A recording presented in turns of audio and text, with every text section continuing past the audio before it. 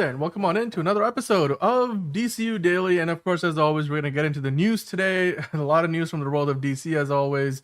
What's going on with the Superman reshoots? We do have to talk about that, of course. Beyond that, we have to get into Daredevil, Born Again, starting out in just a few days' time. Matthew Lillard is joining the cast, so that's exciting. There's also a clip of Daredevil out there that I wanted to kind of... I'm not going to get into it in too much detail, but somebody put it out there on the internet. We want to discuss it a little bit because it might give some, skeptics of the show potential hope for what it's going to bring. But we'll dive into a bunch of other news.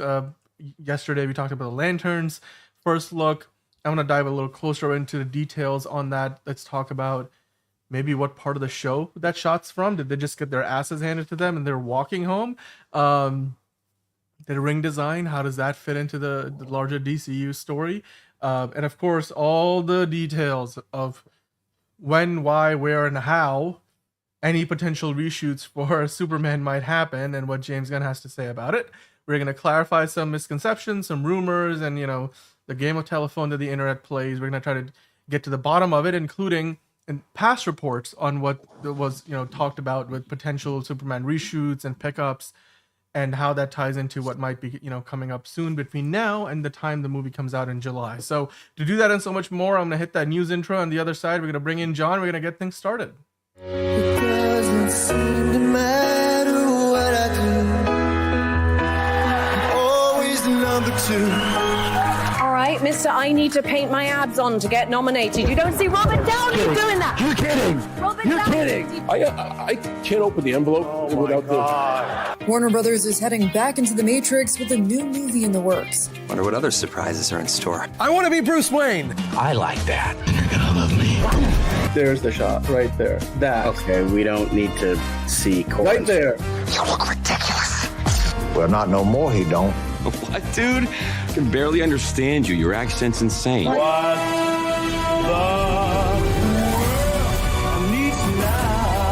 Give me a hand up. Nope, I'm actually okay. Thank you very much. Oh, wow. Wow.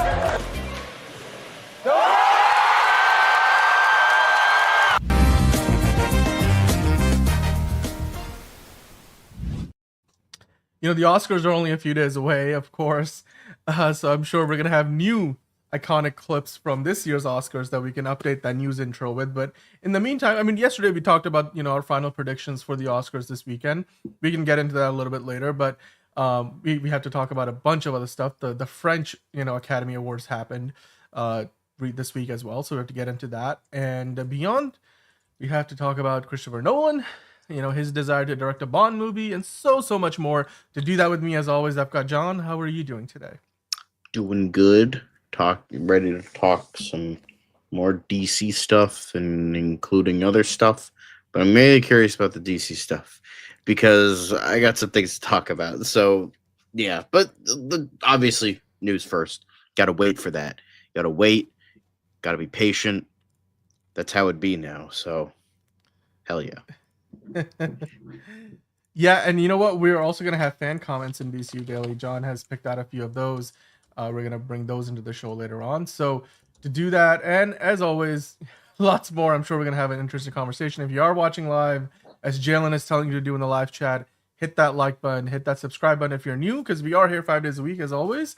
So without further ado, let's dive into our first news story of the day. Of course, this isn't something that's necessarily news from today, but it has been news this week because it's from all the fallout of Barbara Broccoli and Michael, G. Wilson stepping away and basically handing over, for a healthy $1 billion, creative control of the 007, franchise to Amazon. People have been talking about, well, how did Barbara Broccoli go from just staunchly protecting the franchise, where Christopher Nolan walked in and said, hey, I want to direct a James Bond movie. And she was like, well, you can, but you're not going to get the final cut on the movie, meaning that he wouldn't be able to sit in and make, get everything he wants in the final cut of the movie. That's something that basically maybe a handful of filmmakers these days have, if that. You could probably count them on one hand. Nolan tends to be one of those filmmakers, like Steven Spielberg, Christopher Nolan. These are, two of very few names, James Cameron, who have the ability to get the final cut in their contract for the movies they work on, where the studio doesn't get to overrule them. He's used to that because he had that with Warner Brothers. He earned it. Now he's at Universal. And of course, when he was told that he wouldn't be able to have final cut on the James Bond movie, that was around the same time that, he had picked up the Tenet book. And, then he decided, you know what, I'm going to make that movie. And here we are a couple of years later at this point. And Oppenheimer was not only one of his highest grossing movies of his career for Nolan, but also the one that finally nabbed him an Oscar for Best Director. So, John, I do have a question for you. Now that Amazon has taken over creative control, we talked about it before. I think it warrants a follow-up conversation, considering that now Variety wrote it in an article. So it wasn't just hearsay or anything. There's official sources saying that Christopher Nolan had expressed interest through legitimate channels to the Broccoli's and Amazon or MGM at the time, MGM Amazon now.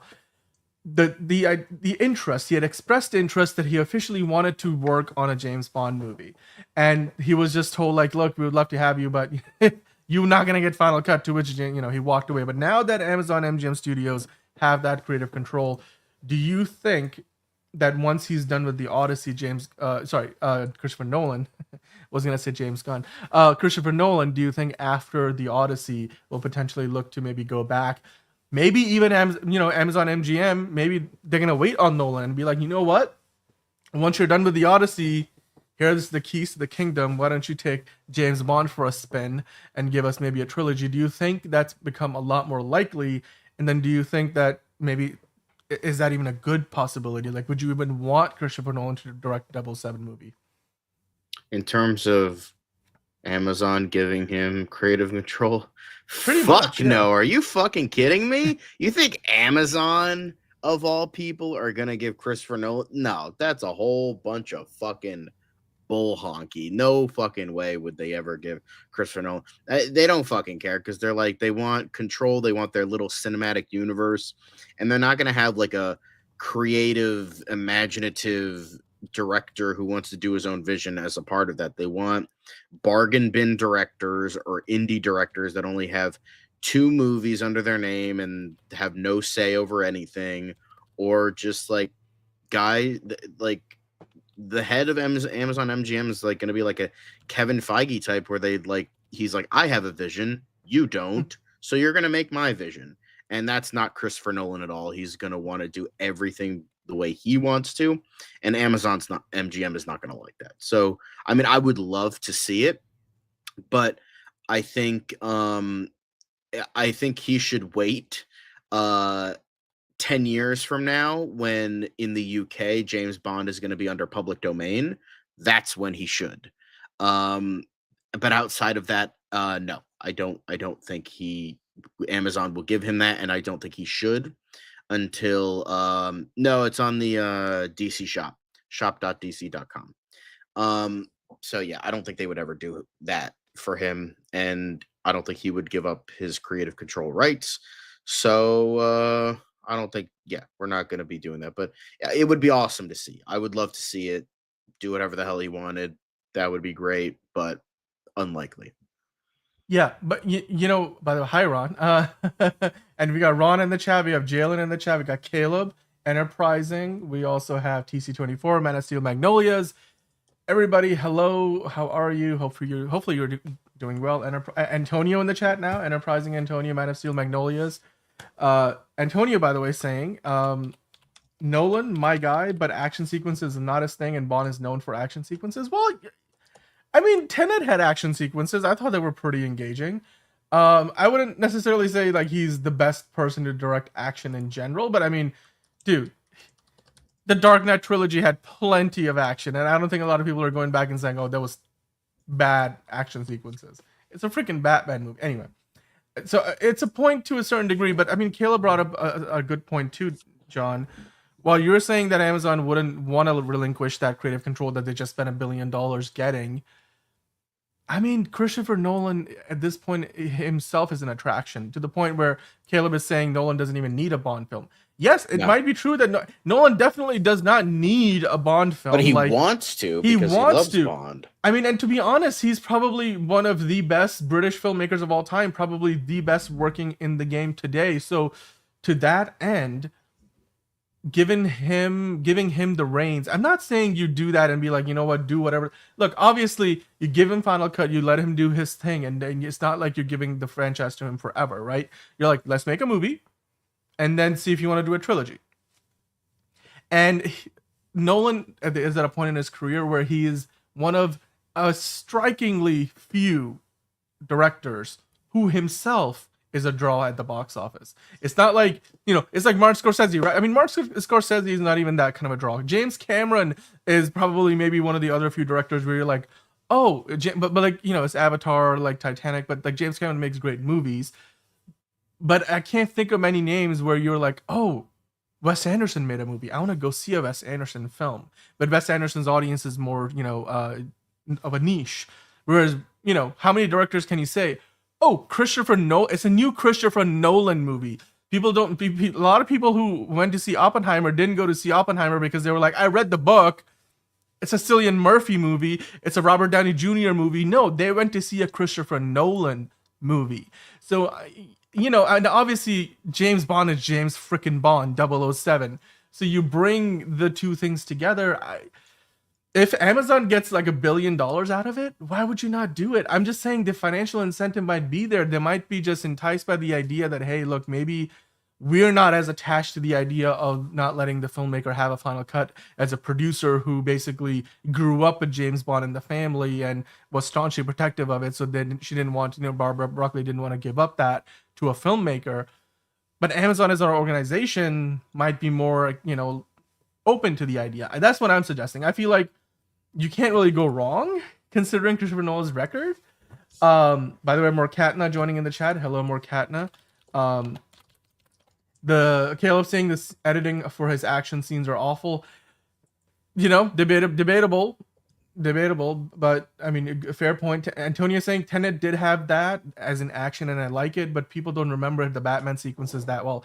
Well, I mean, you sure people don't remember the Batman sequences? To this day, people talk about the opening sequence of The Dark Knight as being probably one of the best opening sequences of any superhero movie of all time, and we got introduced to the Joker. There was action in that sequence. A dude gets hit by a freaking. Do you not remember the bus. Truck sequence? Like when the truck flips over? The truck freaking flips.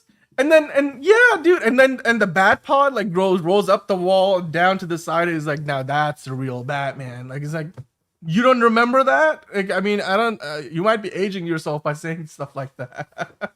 By the way, Jalen is definitely going hard with the likes. Definitely, if you are watching, hit the like button. We do appreciate it. Antonio saying he did a James Bond movie. It would be the highest grossing movie ever.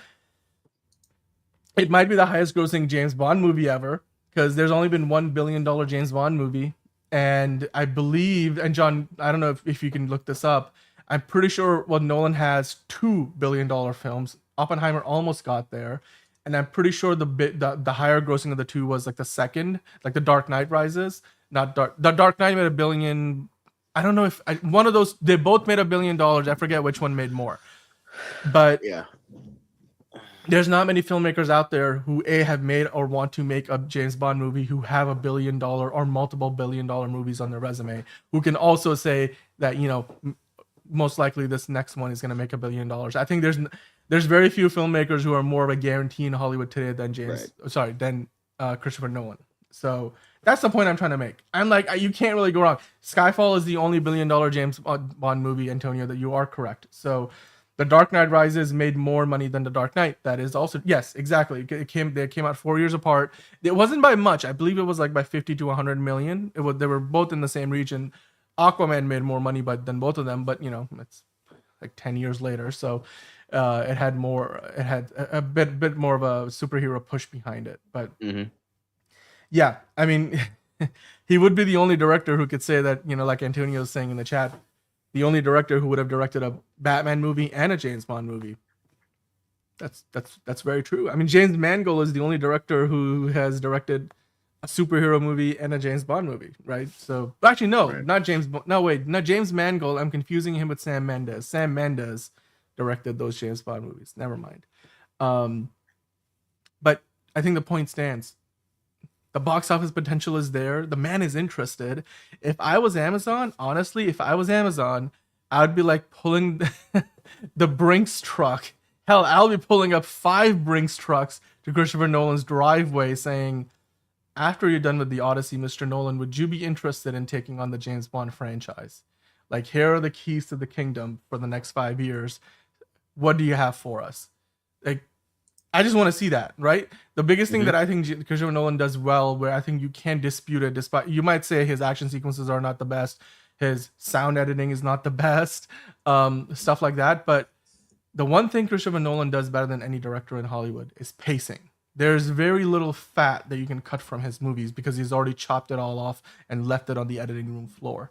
So I think a James Bond movie, when it's really well paced, like the spy genre, like that, it's begging for that. Like some of the best Mission Impossible movies feel like, you know, they're just always got you on the edge of your seat. Skyfall felt like that. Casino Royale felt like that. Skyfall was obviously amazing.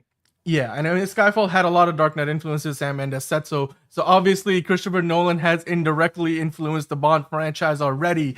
Give the man the keys to the kingdom. I'm just saying, it doesn't mean he's going to be directing, you know, Bond movies or become a producer on the franchise for the rest of his life. If he does a trilogy and they make billions of dollars, then why not? That's a win-win-win in my book. And yeah, Enterprising saying that his record is nearly spotless, which is always getting my respect. Ron saying, on the other hand, my problem with Nolan is that he will overcomplicate the plot. Will he though? I mean, nobody's saying he needs to make a time travel like convoluted thing out of it. I do worry sometimes that he does it almost for the sake of doing it, because it's felt like that in a couple of his recent movies. Like I felt like Oppenheimer's, you know, non-chronological plot was not necessary, but at the same time, like it led to that whole big revelation when Robert Downey Jr. is like, oh shit, he is the bad guy. Fuck this dude. So it works. I think it's his non-linear way of storytelling does work. Yeah, but look, at the end of the day, this isn't a done deal by any means. It's not even close to being a possibility as of right now, outside of the fact that, you know, Christopher Nolan expressed his interest, and back then, you know, Barbara Broccoli was still in charge. Now, you know, there's new ownership in the building. So that maybe the new owners or the new creative leads in charge of the Bond franchise will give, you know, Christopher Nolan the final cut, and if they do, then power to him. And I personally would love to see it. I mean, John, the only reason why you were saying it won't happen is because Amazon wouldn't let it happen. I don't think Amazon, they would. I'm a little pessimistic in that regard, but you know, Amazon doesn't really make like they make out of like 1 out of 10 great movies, so like I don't really trust them. Well, I mean, look, and Antonio making a good point. Like Christopher Nolan's he has said that Alfred Hitchcock is an influence on him, and you know he should. Well, Alfred Hitchcock was an influence on James Bond because North by Northwest was like the proto James Bond movie. Yep. So it all works. Yeah, I look. I think this would be a match made in heaven, and honestly, the moment that news breaks, that news would be as big as like the fact that Barbara Broccoli and the Broccoli family is out of the business of controlling the creative direction of the Bond franchise, and people would be excited. So I guarantee you that it would do well. And you know, that's the thing, Christopher Nolan, there's very few filmmakers in Hollywood where you can trust them to put together a good movie. The floor for a Nolan movie is very high. So I think that alone, from a business standpoint, Amazon can't make a safer bet than bringing a filmmaker like Nolan. All they have to do is give him the final cut, which I'm like, do it. One movie, see how it goes. Maybe then you go to a second and a third. You don't have to commit to doing like a whole, you know, decades long franchise or universe. I mean, and that would be better than them doing a whole cinematic universe, because Nolan, you know, is not going to have any part of a cinematic universe. So for those of us who don't want to see a James Bond cinematic universe, having a Nolan-led trilogy might mean we are continuing to get just Bond movies for the sake of Bond movies, not like a Bond movie that spawns a whole cinematic universe. So that's also another point behind it. But let us know in the comments down below, guys, what you think. Would you like to see a James Bond movie directed by Christopher Nolan, maybe even a trilogy? Now that Amazon has control, is it more likely? Let us know down in the comments below. But right now we have to move on to the next story, John. And this is, again, a story that we're kind of revisiting, but let's have a quick conversation about this. Kathleen Kennedy did say recently kind of basically denying the whole that report from Puck News, which then got distributed and reported again and again by all the trades, and we got a lot of nuances added to it. The idea that she's going to be retiring. She was recently going to an awards luncheon, and then she was interviewed by Deadline at the event. And in that article, they asked her about it, like, well, what do you think of all these reports? So she said that, hey, I'm not retiring. I'm not even close to it. In fact, she told them that she's working on or producing the Sean Levy-led Star Wars movie that we know Ryan Gosling is still supposedly circling. He hasn't officially signed on the dotted line, but he is still, connected to the movie. And that movie apparently is set to be only around 5 or 6 years after the Rise of Skywalker. So I'm wondering then what's the Rey movie that they were working on? Like, is that like, I don't know how both of these are they, because they would be in the same time frame. In fact, Kathleen Kennedy teased that maybe some characters from the sequel trilogy might actually appear in the film. John, is that something that all of a sudden makes you more interested in that Sean Levy Star Wars movie? I'm not interested in any future Star Wars movies. I have boycotted this franchise. I just don't care anymore. I really don't care. I mean, you could get Ryan Gosling, you could get every great star, every great director, which Sean Levy isn't, but you can get every great writer. You can do everything to this franchise. I'm not watching any more Star Wars movies because I'm sick of it. I'm sick of Disney, what they've done to this franchise. If you like it, that's fine. If that's cool with me. I know a lot of people like the shows and some of the movies and all that stuff. That's fine. It's just not for me. I have not liked a Star Wars movie since Return of the Jedi. I watched those 3 movies, all great. I have not liked the prequel movies. I have not liked the Disney movies. For me, Star Wars is a trilogy that lasted from 1977 to 1983, and that makes me happy. One of my favorite trilogies of all time, some of my favorite movies of all time. That is what I will stick with. You didn't even consider the prequels then, right? Like, you're not even a... No, I'm not one of these people that are like, oh, Disney made the fucking prequels. But no, the prequels still fucking suck donkey dicks. It's just that they look better compared to Disney's corporate bullshit. Well, Magical Sky was right. Hello, by the way, in the chat. The Knights of the Old Republic is something that I believe they've wanted to do for a while, but I don't know if there's an active project in development about it. Then as far as what Kathleen Kennedy said, I mean, you guys kind of briefly discussed this yesterday on the show, but she was very vehemently denying the whole idea that, look, I'm never retiring from movies. I will never retire from movies. I will die making movies. That is the first thing that's important to say. I'm not retiring, reiterating that. What's happening at Lucasfilm is I've been talking for quite some time with both Bob and Alan about what eventual succession might look like. We have an amazing bench of people here, and we have every intention of making an announcement months or a year down the road. We are in lockstep as to what that's going to be. And I am continuing. I'm producing the Mandalorian movie right now, and I'm also producing Sean Levy's movie, which is after that. So I'm continuing to stay at Lucasfilm and looking very thoughtfully with Bob, as in Bob Iger, and Alan. Why am I forgetting his last name? Alan. Is it Bergman? Somebody let me know. Which, he's the lead of, like, basically the head of all motion picture studios at Disney. And they're talking about who's gonna potentially step into her role once she does step down from the lead, basically the president of Lucasfilm. So that is all underway, Kathleen said, and we have every right to make that announcement when we want to make it. Now, this whole statement doesn't quite deny because you can read the report that she's going to want to step down by the end of the year. She doesn't tell us the timeline. She just says as soon at some point, but she's not done. She's very much in the thick of things. So it's an answer that sort of corroborates the story about her coming closer to the end of her tenure, but at the same time says that it's not like, because I think what happened was, like, the internet plays a game of telephone, and we went from, like, oh, she will potentially retire at the end of the year to, oh, she's stepping down. Kathleen Kennedy out at Lucasfilm. I saw the headlines. I saw the videos on YouTube. I think what's going on here is she's working on a succession plan, and that succession plan might come to fruition by the end of the year. But as of right now, she's producing multiple movies. Obviously, there's TV shows and stuff, the new season of Ahsoka. So, yeah, there's still a lot left in the tank for Kathleen Kennedy. She's got some of the biggest movies in the history of Hollywood under her belt. Like, you look at her resume, I think they put that here. Look at the list. Jurassic Park, The Sixth Sense, Indiana Jones franchise, E.T., Munich, Lincoln, The Color Purple, War of the Worlds, Poltergeist, Schindler's List, Back to the Future franchise, so many other things. Of course, the Star Wars franchise under her, despite all the credit, again, very up and down, but it still has grossed a total of $6 billion, which is insane to think about. That's like the only other franchise that has that kind of an average on a per movie basis. I think most Star Wars movies have averaged like $1 billion or something to that effect.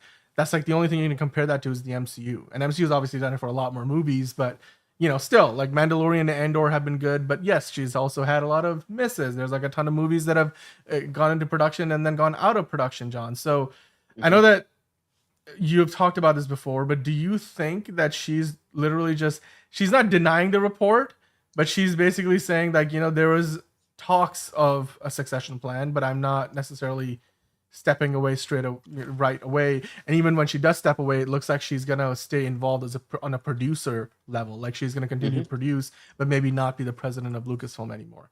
Is that what do you think? Where do you think the truth lies between all of these like claims and even what she said herself? I think I could imagine that like she's now that everything is coming out, I feel like she's gonna be with Lucasfilm until the day she dies. Like she's gonna die in her office. Like that's kind of what she wants. Gosh, I hope not.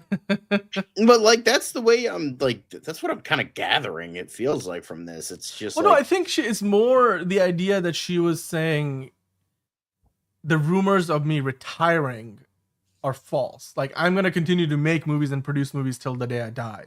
And then I think she addressed that yes, we're working on a succession plan, and we'll get that in place soon, hopefully. But like that's not something where they've reached a conclusion of any kind.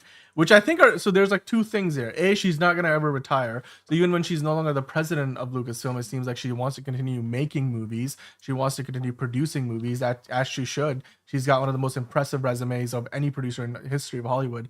But she's also at the same time saying that, hey, there is a succession plan being worked on, so I will potentially will not always be the president of Lucasfilm. So she's addressing the fact that she will step away at some point in not too distant future, but then at the same time saying that that's just because I'm not going to be the president doesn't mean I will stop making movies and retire into the hills of Hollywood or whatever. So, which power to her, but I just wanted to clarify that because I know we talked about it. We have talked about it at length. I guess it's fair that she gets to set the record straight, even if a lot of that reporting seems like it wasn't exactly off the mark.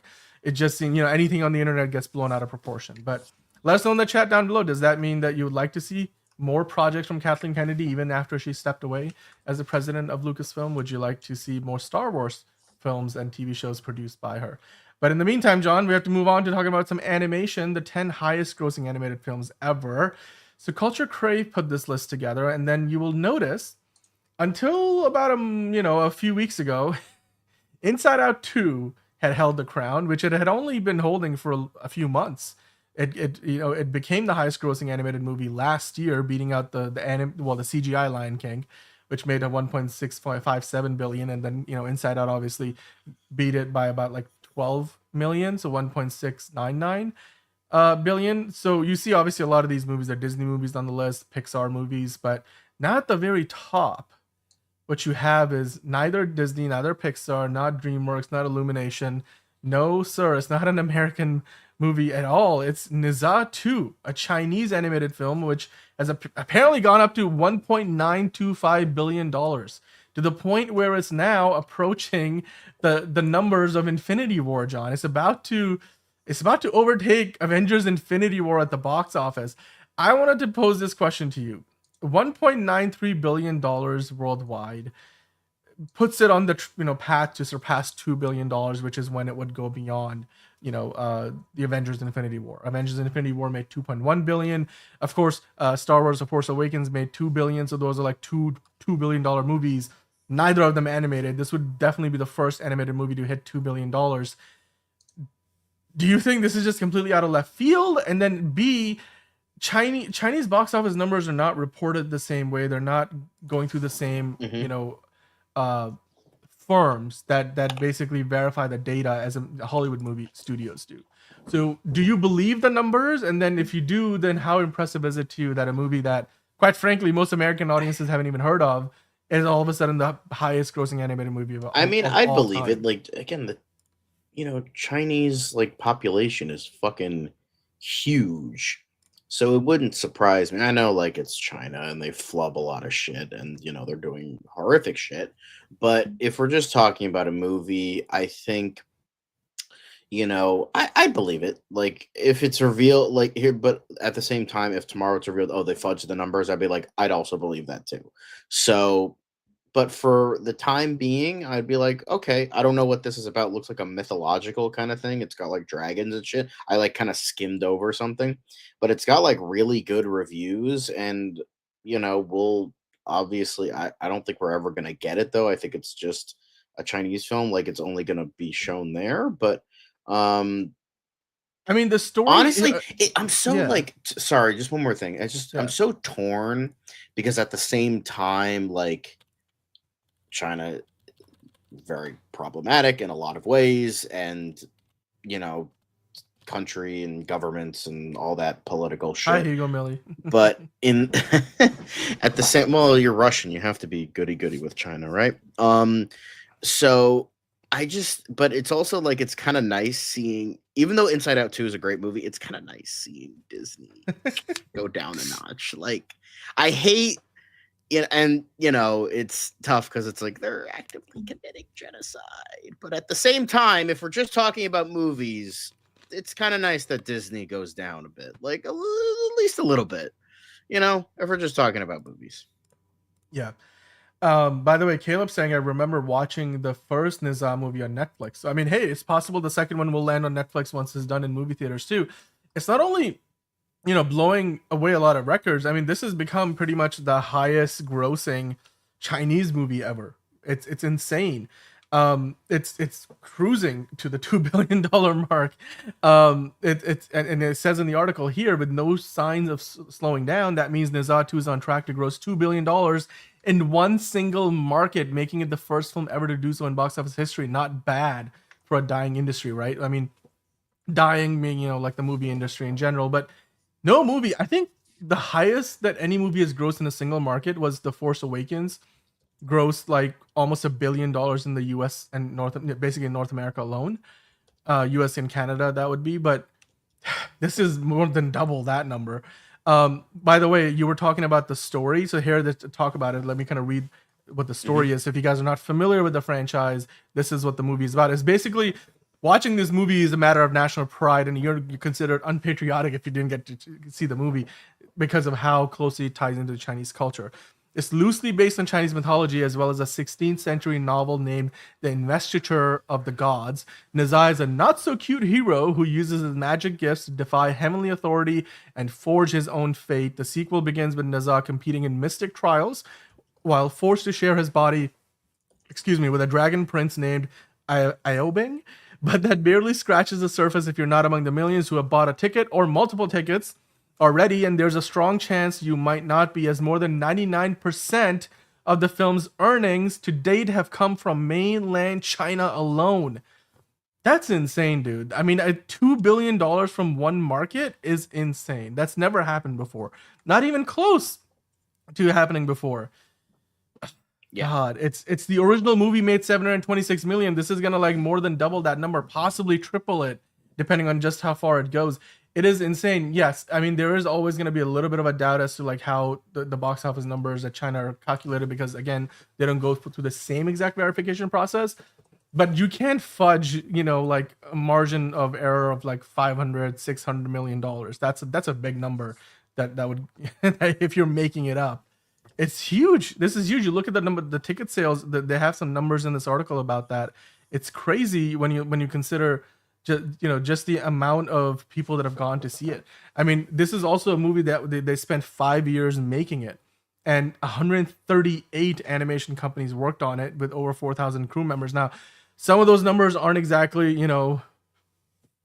earth-shattering because most big movies in Hollywood have that kind of a staff. But 138 animation companies, like that's a lot of companies to like give out the different shots to. Can you imagine? I mean, how many different films or animation studios were involved in this is insane. That's insane. Yeah. Do you have anything else to add to that? I'm just surprised. I'm just surprised by this. Kind of interesting. I mean, it looks like pretty good animation. Was it Caleb? Caleb was saying that the first Nazar movie was very good.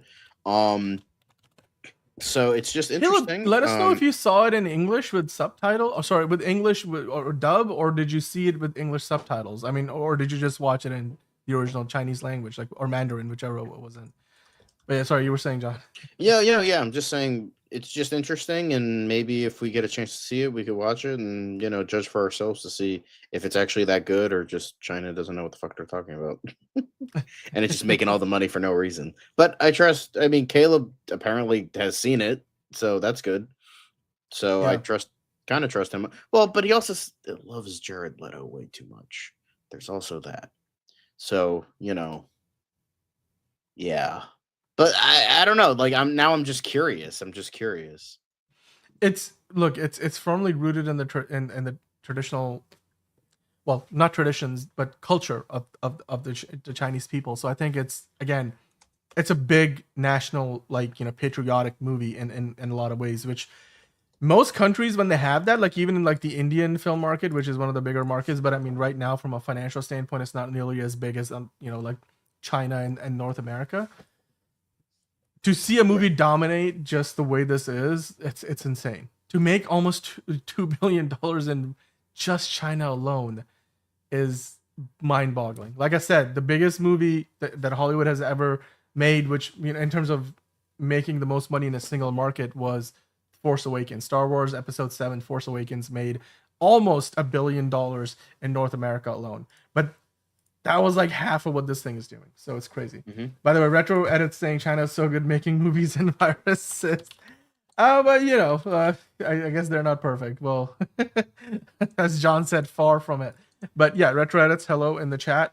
But we're going to move on to the next story, John. We have one more story in our news segment, and then we have to dive into the quick hits, which are always fun. This is more of a business of Hollywood story, so I just want to kind of quickly go through it, get your reaction to it. This has been news in the world of television for a little while now. Comcast announced last year that they were going to spin off a bunch of their cable networks into a new separate company. I mean, the Comcast shareholders would still have some ownership of it, so it wouldn't be like they're just completely divesting the companies. But at the same time, like that company would now be a separate entity to Comcast, NBC Universal, right? Mm-hmm. So financially, their results would not affect the mothership, as you would call it. Right. Now it looks like that new company that is tentatively called SpinCo, they're closing on a new name. They're looking for headquarters in Manhattan. And just to give you an idea of what this new company is going to consist of, they say in the article here the networks that they're actually separating from the bigger picture over at NBC Universal. So USA Network, CNBC, MSNBC, Oxygen, E, Sci-Fi, Golf Channel, and get this, Fandango, Rotten Tomatoes, Golf Now, and Sports Engine. So of course for us, Fandango and Rotten Tomatoes, the big one. They're all going to be part of this new company. And while that leaves Telemundo, Peacock, the streaming service, NBC, the network, and Bravo, the network, within the big Comcast, everything else is being separated. And it has to do everything with the idea that last year, Warner Brothers Discovery and Paramount combined had a $15 billion loss in just their television networks business. So this right now is NBC saying, we want to get out of that business. We don't want that part of our business to like have a negative effect on our bottom line. So we're going to spin it off into his own company so that Comcast, operating results look better. NBC Universal doesn't look like it's in the red because of its, linear television networks. And I feel like this is just the next step in the long, slow death of cable television. I mean, what do you think, John? Yeah, kill it with fire. Then we don't have to have shitty. Then I could finally convince my dad to be like, hey, get a better fucking internet plan because our internet sucks. But he wants to have cable, so we have to have cable still, and it sucks, and I hate it. Yeah.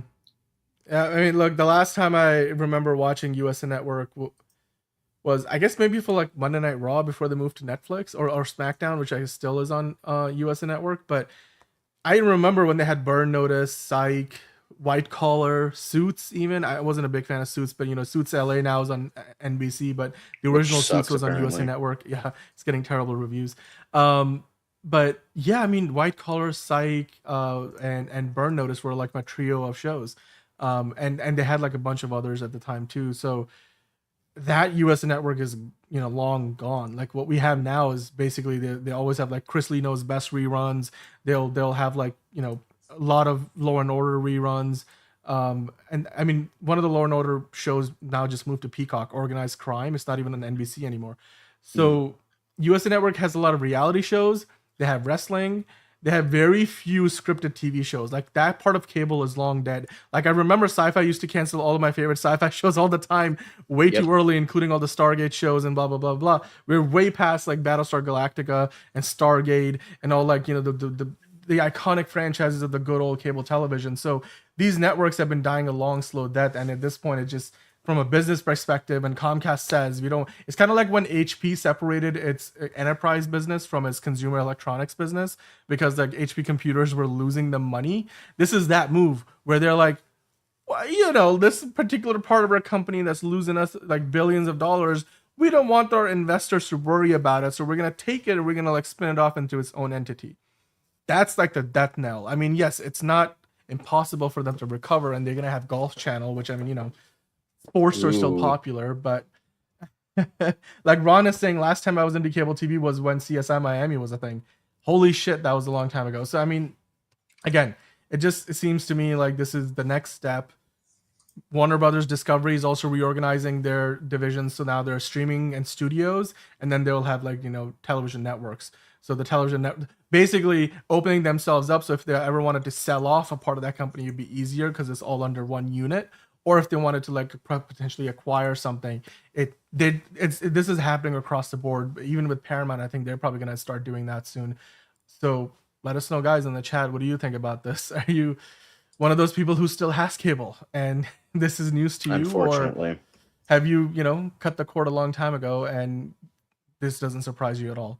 But hey, we are going to move on in the meantime to the quick hits, John. So why don't you hit that quick hits music for us? And hell yeah, I will hit that quick hits music. Let's fucking go. Let me see what I got here. No, we're going to start off. Was that breaking news? Okay. Yeah, okay. That felt like it was all part of one thing. But anyway, so the Caesars, or the Says Caesars, somebody tell us if I'm pronouncing it wrong. It's French. The Caesars 2025 happened, which is basically the French Academy Awards. And Emilia Perez apparently defied all the odds, what has been a train wreck of an award season for them. And they won Best Film and Best Director. And Carla Sofia Gasson was there. I mean, she didn't win for Best Actress, but she was there. What do you think, John? Are you surprised that Emilia Perez at the French Film Awards won? This is the 50th anniversary, and I mean, Emilia Perez is considered a French movie, but are you surprised still that despite all the controversy, it won for Best Director and Best Picture? Does it tell you anything about the Oscars? A French movie wins a French award? That's crazy. They're not totally biased at all. Yeah, not surprising, and they're biased, but it's like, yeah, I mean, it's gonna happen because it's like mostly American movies win, Oscars because it's an American award show. So it's like, yeah, no shit. But it is what it is, and congrats to them. Well, I mean, this is the thing where like Conclave won Best Picture at the BAFTAs, right? Like I feel like the French connection is there for Caesars to give Emilia Perez the No. We were talking about Gene Hackman yesterday. French connection. Okay. Yes. Thank you. All right. Well, speaking of bad puns, Razzies dishonored Madam Web with the worst picture and so much more. It's really not the worst picture of last year. Unfrosted made the list. Coppola was thrilled to accept the director prize, dude. Oh, this is insane. This is crazy. So Madam Web is your worst picture of 2024 according to the Razzies. And Dakota Johnson was also dishonored, probably for Best Actress. And then the screenplay made it only the only three Golden Raspberry Awards. the full list. Let's get it. Let's take a quick look through this list. This is great. Joker, Folly, Ado, and Unfrosted both took 2 Razzies apiece. Yeah, of course, Amy Schumer.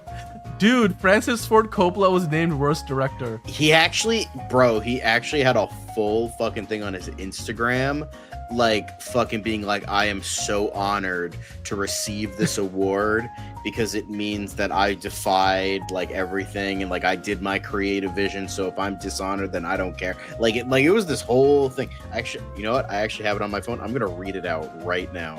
It's my right. Sister it's on the sent screen. Me it sent me it this fucking morning.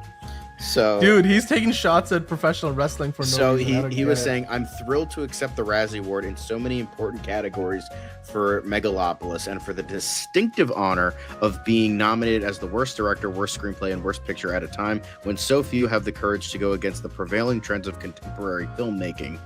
In this wreck of a world today where art is given scores as if it were professional wrestling, I chose to not follow the gutless rules laid down by an industry so terrified of risk that despite the enormous pool of young talent at its disposal, may not create pictures that will be relevant and alive 50 years from now. What an honor to stand alongside a great and courageous filmmaker like Jacques Tati, who impoverished himself completely to make one of cinema's most beloved failures, Playtime. My sincere thanks to all my brilliant colleagues who joined me to make our work of art Megalopolis, and let us remind ourselves that box office is only about money, and like war, stupidity, and politics has no true place in our future. Honestly, I agree. I fully agree with him, and he's based as fuck. Like, like I don't care. I loved Megalopolis. I thought it was great. I thought it was fantastic. And you know what? He's goated. I don't care. Like Coppola, he's a piece of shit. Don't get me wrong, but like, still, I don't care. And then Enterprising is like, I did it my way. Yep. I mean, look, as one of you guys pointed out in the chat, now he has officially made the best and the worst movie of all time. How many filmmakers can say that? That they have. Well, he didn't create the worst because Madam Web won for the worst. So. That's fair. But Joker, Folly, Ado's Joaquin Phoenix and Lady Gaga were branded also the worst screen couple. But, you know. But hey, look, on the happier note, as it says in the article, Pamela Anderson picked up the Razzie Redeemer Prize for The Last Showgirl after picking up the worst new star at the 1996 Razzies. Wow, what a comeback story that is. It only took her a good 30 years to get there. Yep. Jerry Seinfeld won for best worst actor, or worst, he was dishonored for worst actor. Worst picture went to Madame Web, as we talked about. Worst actress, Dakota Johnson. Of course, Pam Anderson picked up Razzie Redeemer. Supporting actor, John Boyd. Yeah, ouch. Joker Foley Ado winning over The Crow, like prequel, remake, ripoff. That is a good point. That is a good point, and everybody here fucking knows. Joker Foley Ado might be bad, but it's not The Crow level. That movie was that was like an anti-movie with how fucking bad that was. How do you feel about Amy Schumer winning for worst that's supporting great. actress? I love that. Like, Amy Schumer deserves all the hate she gets. But screen combo, I don't think Phoenix and Gaga were that bad. Worst screenplay, Madam Web. Oh, like, man, come on, they won an Dennis award. Quaid and Penelope Ann Miller not winning for Reagan. Come on, that's bullshit. Like, to be fair, most of like the raspberries are they do this as like a publicity thing. They don't it doesn't actually mean anything and all that shit. So it's like, whatever. I just love like, Francis Ford Coppola, like he's showing that he's cool, he's hip, he's with it. Yeah. Duke. I'm not gonna do the whole thing, but anyway, I just love Francis Ford Coppola is like able to laugh at himself, despite the fact that man spent pretty much his entire fortune to make a passion project, which I give him props for. Anyway, John, Focus Features' Last Breath is inhaling, according to Deadline, $1 million in previews. I want to see this movie because this is based on a true story of some, I think they're what would you call them? Divers, sea divers. They're Scots, so I'm biased to that, and it's based on a true story. It's picking up $1 million in previews on a weekend where honestly there's still not a lot going on. Captain America 4 is expected to still come out on top for the third weekend in a row, despite the fact it's only gonna have made $14 million. So, are you interested, excited? Have you seen Last Breath? Or I mean, I know Liz saw it and we talked about it yesterday, but have you seen it? Oh, I don't know if I can hear you or if you're not talking. Sorry, I was blowing my nose, and I don't want people to hear that, so I mute myself. I have not seen it. I don't plan on seeing it. I don't really care about it. So yeah. By the way, just some geeky guy in the chat. What's up? What's up? Indeed, I'm trying to send a super chat, but my connection is messed up. Oh man. All right. Well, you know what? Hopefully you can get on to doing that. When you get a chance, we will definitely talk about your super chat. Just some geeky guy. Thank you for stopping by. Well, we're gonna keep the ball. Oh, Hosea saying, "How are the Last Breath reviews?" John, do you care to enlighten us? How are the Last Breath reviews? I forgot. Because yesterday we were looking at it, and I believe the score is still evolving. They're pretty good. 76 critics, 89% audience on Rotten Tomatoes. Yeah, not too bad. Not too bad at all. I mean, go check it out. Simu Liu, Woody Harrelson, Finn Cole. Now, in the meantime, I believe what you might be checking out on Monday. Is it Monday? Monday is the new season, right? Actually, no, Tuesday, March 4th. Daredevil Born Again coming up, starting to air with the first 2 episodes on March 4th, this upcoming Monday.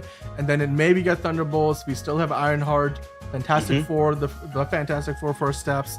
Eyes of Wakanda coming in August, and Marvel Zombies in October. And then we'll end the year with Wonder Man, which yesterday you guys were talking about how Brad Vinderbaum, the head of Marvel Television, has a lot of praise for. Ed Harris has joined the show. Which of these Marvel projects are you excited the most or have the most faith in at this point in time? These are what's left on the board, of course, after Captain America 4 and Your Friendly Neighborhood Spider-Man. The only ones I'm going to see are Fantastic Four and Daredevil if it's good. Like, if my friend says it's good, then I will watch it. If it's not, then I won't watch it. But I might have to watch it for season 2, but we'll get to that sooner rather than later. I don't like Thunderbolts is a neat idea and it could work, and Sentry's an interesting character. So, like, if I wasn't pretty much done with Marvel in every other aspect, I would maybe give that a shot, but I just don't care. Ironheart, nobody gives a fuck about Ironheart. Eyes of Wakanda, who gives a fuck about that? Marvel Zombies, they already butt fucks the What If episode, so I don't care. And Wonder Man, who gives a fuck about Wonder Man? Like, all 3 fans are happy about that. Cool. I mean, it's getting high praise early on. I mean, the talent, Ed Harris, Yahya Abdul-Mateen. Like Yahya Abdul-Mateen II is like getting every comic book role, and it's just butt fucking him no matter what. Like, he was great in the first Aquaman. And then he's like, okay, cool, I'm going to finally be the villain of the second one, except he wasn't. And it was really the fucking, the black trident possessing him. And he couldn't actually do anything. And he wasn't of his own will wanting to destroy. It was like, I wanted to see him really ramp it up in that one. And he didn't. And I wanted to see that baby die. Like, fuck, like, have it go full comics. Like, I want to see some child murder, guys. Like, come on, go full baby death. I want to see AJ die. Fuck that kid. Anyway. They needed to end the DCU on a bright note, at least somewhat. Anyway. And they didn't. And then Watchmen, the less said about that, the better. And then this just looks... like, from what little I've seen of it, like the screenshots and stuff like that, it just looks not good. Well, John, guess what? Steven Spielberg's movie, the UFO film that we were talking about the other day, that is now filming. The cast, of course, we talked about before, includes Emily Blunt, Wyatt Russell, Coleman Domingo, Colin Firth, Eve Hewson, and Josh O'Connor. You talked about that the release date for this got pushed by like a couple of weeks or a week, but it's gone into production. I mean, are you excited for this? They still don't really have a title. What do you think it could be about, considering Steven Spielberg's done pretty much every movie about UFOs under the sun at this point in his career? He's made pretty much some of the defining movies of the genre. The sun?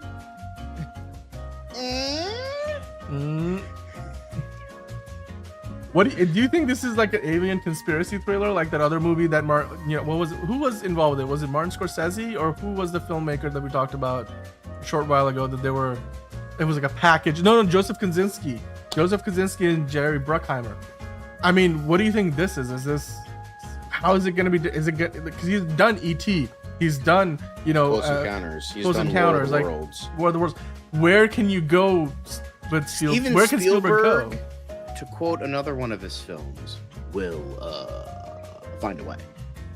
It's Steven Spielberg. Why are you fucking Dan? Why in the fuck are you doubting the maestro that is Steven fucking Spielberg? I'm not doubting him. I'm just saying, like, I'm genuinely curious what he wants to do. Is this Steven Spielberg finally giving us a found footage alien invasion movie? Like, is this gonna be Steven Spielberg's Chronicle? We won't know until the trailer comes out, and I'm excited for that because don't reveal anything. I'm just saying. Fair enough. Caleb is telling you to stop with the jokes, John. But anyway, stop with the jokes. What jokes? I think it's the bad puns that he's referring to. But in the meantime, J.K. Simmons has said that he's already begun work on the 4th season of Invincible. I mean, season 3 just came out, and he's like, yeah, we actually have dipped our toes, or at least I have, into the next season. So he's already working on the next season. Does that excite you, the fact that this show is, again, like, working so far ahead? We may not have to wait multiple years to get the next season of the show.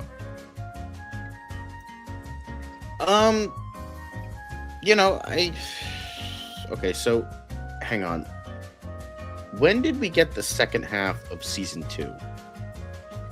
And then we just got season 3, right? That was like a couple months, right? Or the second half of season 2 came out in March 14 of 2024. Oh. So, and then the season 3 is coming out now. So I think it might be. Oh, sorry. I think it might be a yearly basis. We might be getting that in spring of next year, or if it's going to take a little bit longer, maybe the summer, maybe the fall. If I were to. And Hosea saying season 3 is great. By the way, we have Steven Ortega in the chat saying, "Oh my God, I thought John and Dan weren't getting on." LOL. We're here. We have been here, man, and we are so glad that you were here with us. We're gonna continue on with the quick hits. In the meantime, dude, Matthew Lillard is now Shaggy has joined Daredevil Born Again season 2. Are you excited? Because I know Liz is excited. She texted us, that's like, oh my god, oh my god, oh my god, oh my god. Here's the thing. He's gonna meet this guy. Here's the thing. Like, I might now have to, even if the show is garbage, and like fucking Daredevil still has those massive titties into season 2, I might have to watch this fucking show now all the way through just to see Matthew Lillard. I mean, I watched the fucking garbage ass Five Nights at Freddy's movie just for him. I might have to watch the rest of this trilogy they have planned just for him. It's like, they know how to get me.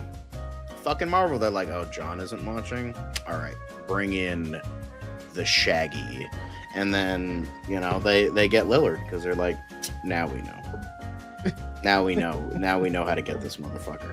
They got me to watch Lightyear because of David Bowie. I'm not going to make that mistake again. They almost got me with Ant-Man and the Wasp 3 with fucking Elton John, but luckily they didn't fucking get. They couldn't get me, but they might get me with this. We don't know what character he's playing. Does it fucking matter? He could be Stiltman for all I care, and I will fucking watch it. Well, speaking of watching Daredevil, John, somebody put this out. At IGN FanFest, they kind of showed this, what looks like a one-shot scene from the new show where Daredevil and Bullseye are getting into it, and he's got a couple of knives in his chest and he's still fighting. You can still see how the new costume is a little clunky, but I don't know. I mean, the fact that they're bringing those one-shot, long takes and those one-shot fight sequences back, that excites me. I mean, that was one of the key, signature things that the Daredevil show is known for. Does that excite you more that they're gonna have more of that in the new show?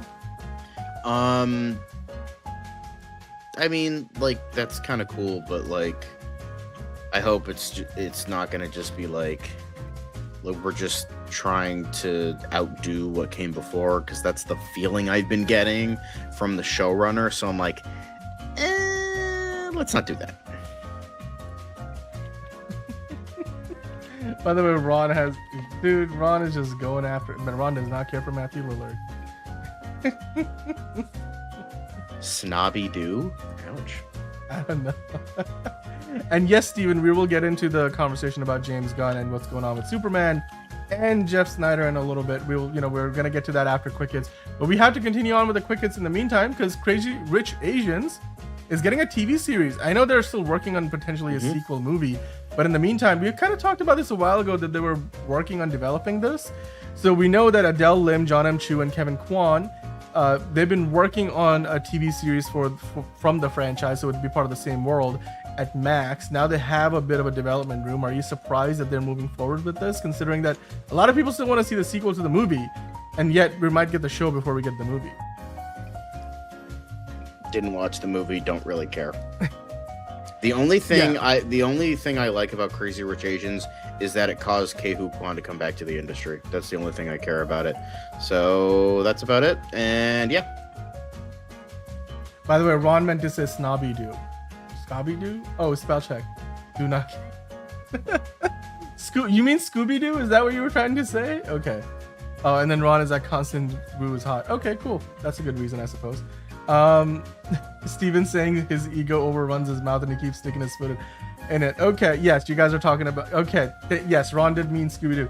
We're gonna get into the Jeff Snyder hate later. Yeah, but hey, you know what? Crazy Rich Asians getting another project. It's a TV show before the movie sequel, but hey, we'll take it. Tatiana Maslany, of course, She-Hulk herself, and also what was that show she was on before then? She was really popular for where she Orphan plays Black. like Orphan Black. Yes, I like that show. I didn't see all of it, but the episodes I watched were very, very fun.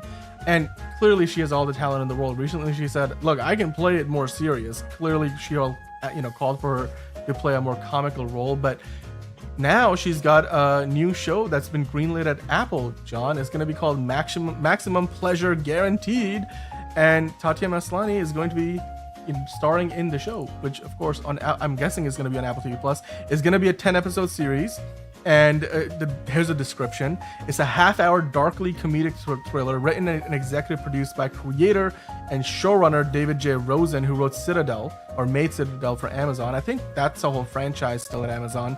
It's about the show is about a newly divorced mom, which is going to be played by Tatiana Maslany. She's in the monkey. I mean, she was divorced in that, so yeah. But basically, a newly divorced mom who falls down a dangerous rabbit hole of blackmail, murder, and youth soccer. Interesting. It's coming from Apple Studios and Counterpart Studios. It will be developed by and executive produced by Simon Kinberg and Audrey Chan for Genre Film under their first look deal with Apple TV Plus. So yeah, I mean, she's getting a new show on Apple TV Plus. Do you think this means she's not coming back for She-Hulk? Would you be interested in watching this show? One can only hope. Fair enough. Well, I'm excited because Apple TV Plus rarely misses, so I want to see more of what they've got to offer. But you know what? Al Pacino is not done making stuff. He is now joining Gus Van Sant's hostage thriller, Dead Man's Wire. Are you interested? Nope. Cool. Me neither, actually. Don't care for this project. Moving on to the next. This was a fun story, John. I came across this in Variety. They were talking about how, or actually Charlie Cox was talking about, I think this was part of a panel interview that he did for Daredevil promotion with Marvel. And in that interview, he kind of told this story about how when he was on the set for Spider-Man No Way Home, he texted his friend Andrew Garfield. The two of them actually are good friends, have known each other for a while. And he texted him like, "Hey man, you want to hang out?" And then Garfield was like, "Dude, I don't believe that you were here. You're not in my script." But Charlie Cox was like, "Dude, I'm in my script. Like Daredevil's in the script that I was given." And well, I would hope so. Apparently, yeah, Andrew Garfield didn't get the same script. Charlie Cox, Robert Pattinson, Andrew Garfield, and then one other guy, weren't they all like roommates in the same flat at some point? Mm-hmm. Like the fucking talent in that fucking room is insane. Not just superhero stuff, but in just in general. Yeah. I mean, are you surprised that Marvel continues to have the level of secrecy where like Daredevil didn't know that I guess Daredevil knew that Andrew Garfield Spider-Man was in it, but Andrew Garfield didn't know that Daredevil was in it. Right. Yeah, they're just trying to hold on to the secrecy as much as ever since that leaked Avengers script that Anthony Mackie was talking about. They gotta keep things on the down low. They gotta. It's like it reminds me also of the Mark Hamill story, where he was talking about like the first Star Wars, and he's like, "Look at this garbage! Look how fucking stupid it is!" And then he showed like 10 of his friends, and like, "Look how dumb! Oh my god, this is so stupid!" And then the second is like, "If you fucking tell anybody about the twist, we will know it was fucking you." So like, it's just like that level of like, you better not fucking tell us. I mean, they also went for dinner and then realized that potentially being seen together in Atlanta near where the Marvel movie was shooting would give away the surprise. So as Charlie Cox described it, they got a table where the seats were facing the wall, so they both were facing the wall and trying not to make eye contact with each other, which sounds like an insanely weird sort of a dinner experience for two friends. But I mean, I don't know, maybe they should have just door dashed. It's a fun story though, and hopefully Charlie Cox will be back in a movie soon. It doesn't look like he's going to be in Spider-Man 4, but maybe in another movie. Speaking of fourth movies in franchises, John Wick Chapter 4. It's finally getting a China release this spring, John. The movie that's quite frankly over a year old at this point is finally going to release in China on March 14 in 2025, and the local company Wawa Media will distribute it in the Middle Kingdom. Of course, this movie is not only a year old, it's practically 2 years old at this point. It came out in 2023. It made $440 million worldwide, to the point where they decided, you know what, that was not going to be the end. Obviously, we're getting Ballerina this year, and then I think they're firmly working on the fifth John Wick movie. So, does it surprise you that it's taken this long for them to get the fourth movie into China? I mean, happened before. China's very strict with their movie laws, so it doesn't surprise me at all. I mean, they also limit the number of Hollywood movies that can play in their theaters at 1 year. So I suppose this movie was not as high up the list as like a lot of the bigger ones, you know, like a superhero movie, or Disney Marvel movie, or a Star Wars movie, or a DC film even, right? But I'm excited that the people in China will finally get to watch John Wick 4, because we saw it like 2 years ago. Great show. Ron saying good for Chinese movie cinema lovers, but I don't see this making a lot in China, since I assume everyone over there has seen it.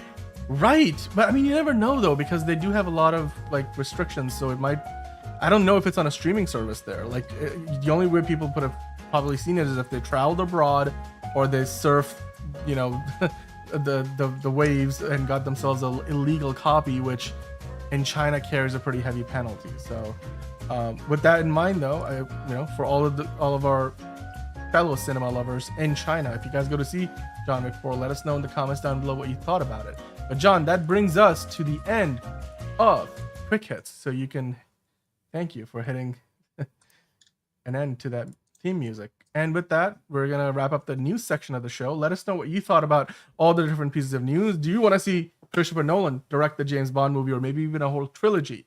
Kathleen Kennedy's not going anywhere anytime soon, even though she is putting a succession plan in place for Lucasfilm.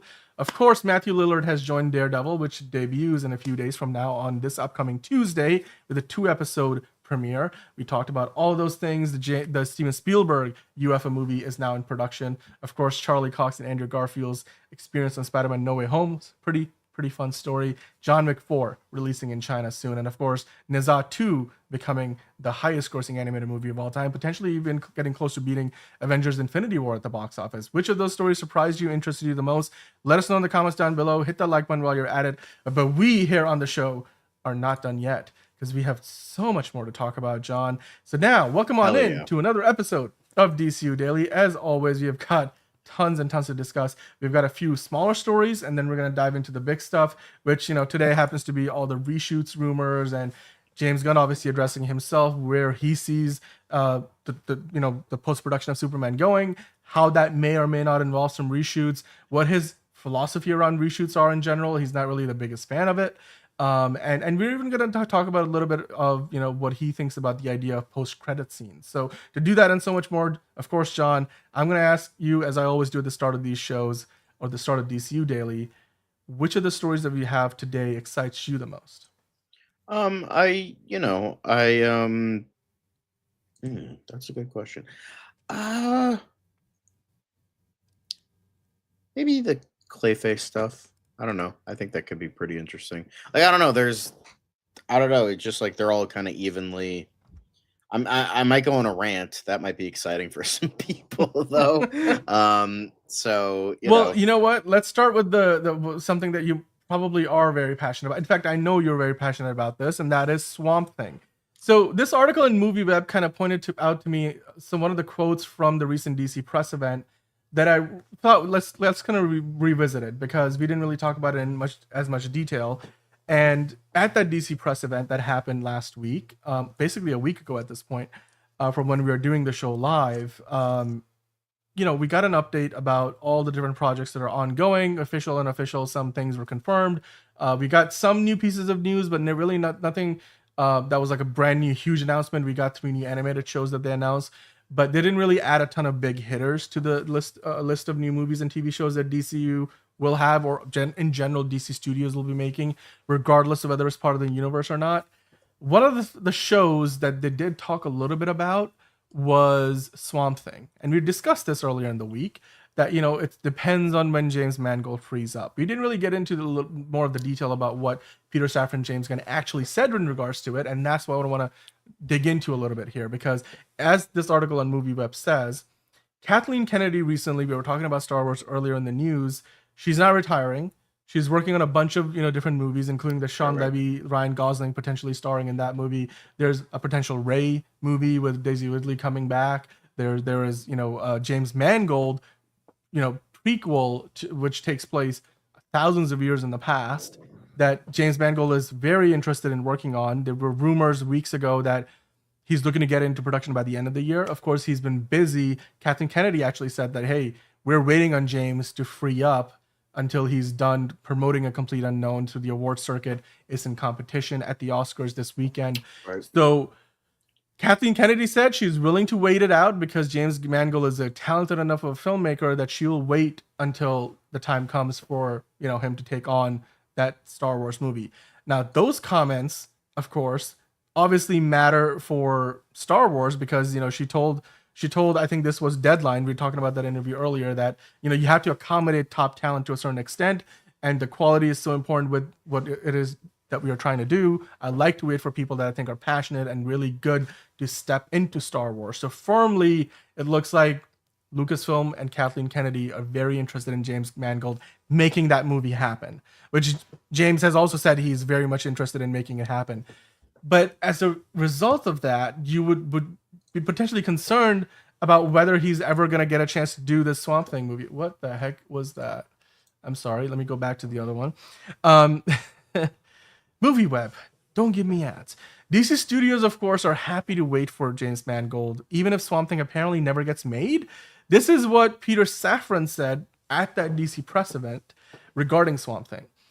Swamp Thing's writer-director went off to make another little movie, aka James Mangold, A Complete Unknown. The Timothée Chalamet movie, which won him the award. I think it was the SAG Awards he recently won, right? So that movie's obviously doing well at the award circuit. We've seen James Mangold say he's very busy with the promotional affairs for that. He was at the red carpet. He's obviously on the award circuit. He's going to be at the Oscars. He's nominated for Best Director at the Oscars. So Peter Safran was going on to say, we hope that he'll come back to Swamp Thing when he's ready. Kind of like Kathleen Kennedy saying, we hope that, she really wants him to come back and she'll wait for him to come back to do the Star Wars film. And then, of course, continuing on to say Peter Safran, because again, that was one of those ones, we love him as a filmmaker, so we are happy to wait for him.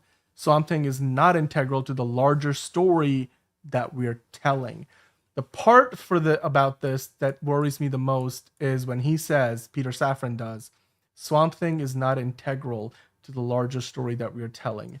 And to me, that makes me worry about the idea.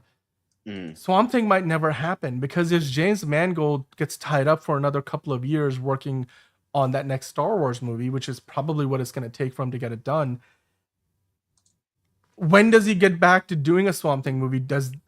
Would he even want to still take on the Swamp Thing film? I mean, how long is too long to wait for him to make a Swamp Thing movie? It certainly seems like Peter Safran and James Gunn think they want him to make it because they really love whatever idea he pitched for it.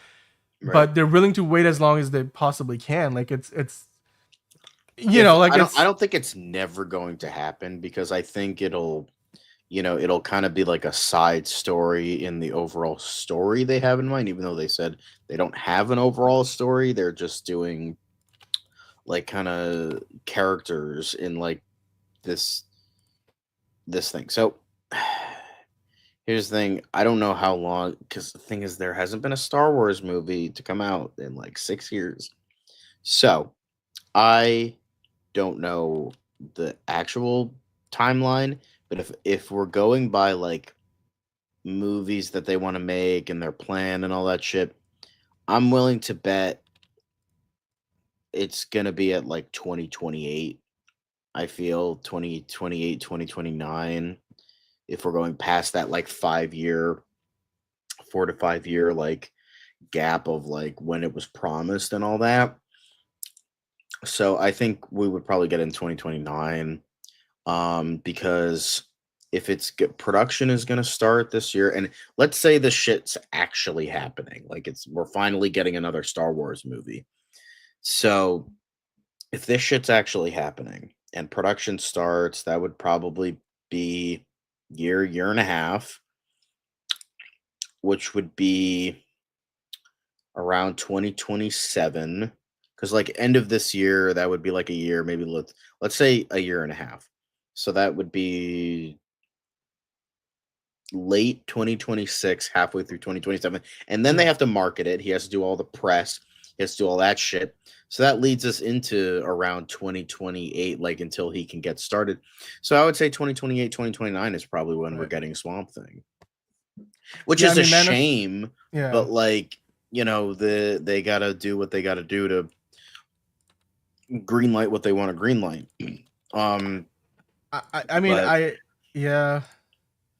It's the whole. Here's the thing. Let's be quite frank here. The fact that they're just like look. I don't think. Look, James Mangold is a great filmmaker, and waiting on a great filmmaker to come and work on your movie is fine. It's funny how two big time producers with a lot of sway in Hollywood, in the span of a week, have said similar things about James Mangold. That speaks to the level of talent that he is. But at the same time, I think it also says something about the movies that he is attached to. Because let's be honest, if the movie he's going to potentially do for Star Wars, which is meant to be like this whole like the Old Republic, right? Basically, that's kind of the idea behind that Star Wars movie, and then Swamp Thing. Well, I would say like prior to this is like literally the Jedi being Dawn of the Jedi, right? Yes, way back in the day. The reason, look, as good of a filmmaker as James Mangold might be, and as much of a compliment it might be that both DC Studios and Lucasfilm, Kathleen Kennedy and Peter Safran and James Gunn, they're all willing to wait on this guy to come and work on their movie when he's good and ready. You're not going to see them saying that about a lot of filmmakers. But it also says something about the movies that he is attached to. Because if these movies were central and really important to the respective cinematic universes, they wouldn't be like waiting on him for that long. Because quite frankly, like you said, John, A Complete Unknown will be done with the awards push at the end of this month, right? Like basically we're at the end of the month now. It's March 1st if you're watching on the East Coast. So he's going to be done with that in a few days. Like the Complete Unknowns award circuit push is done. So then he can maybe take a bit of a break, a month or two, go and relax. And then at some point late spring, early summer, he starts working on, if he is going to do the Star Wars movie next, which yes, I think it was Jeff Snyder at one point said that he's favoring the Star Wars movie first, but I don't remember the exact report. And again, take that with a grain of salt. Manos, you were talking about that earlier. That means he's going to spend basically the next 2 years on the Star Wars project. And like you said, John, that means that we're not getting that Swamp Thing movie until 2029, 2030. But usually with stuff like that, it's like that District 9 movie the District 9 sequel that we were going to get, right? With Neil Blomkamp. For all you know, or like, how we were going to get a Patty Jenkins had 3 different big time projects in the works, where she left one, then the other one got, like, the Star Wars movie got taken off. What was the one that she was gonna do? She was gonna do a Cleopatra movie, right? And then she was no longer directing that, and then she was gonna focus on the Star Wars movie, the Rogue Squadron, which is now off the schedule. And her Wonder Woman pitch for Wonder Woman 3 was declined by James Gunn and Peter Safran. And all of a sudden, she went from being attached to like every big movie in like 3 different franchises to what's Patty Jenkins doing that right now? What's she doing? Like, how good is her stock? So I worry that, look, James Mangold might be a great filmmaker, but his resume isn't as airtight as that of like a Christopher Nolan. So I don't know how much momentum he's going to have 4 or 5 years from now, where DC will be like, yes, no, yeah, please come over and do Swamp Thing. Whereas, and then also it's just about priorities. Do you think DC will see Swamp Thing as still a movie that they should be doing 3 or 4 years from now, because a lot would have happened. We would have known how Superman did. We would have known how Supergirl did. We would have known how the Batman Part 2, potentially Batman Brave and the Bold did, how Clayface does, how Lanterns does, Peacemaker Season 2, maybe even Season 3 and 4, Waller. Like, there's so much that would have happened.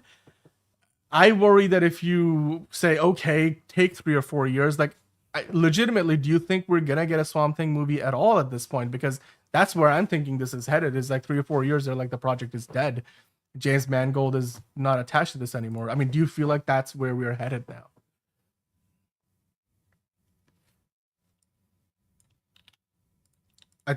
You're muted again. In regards to this, I don't want to say never.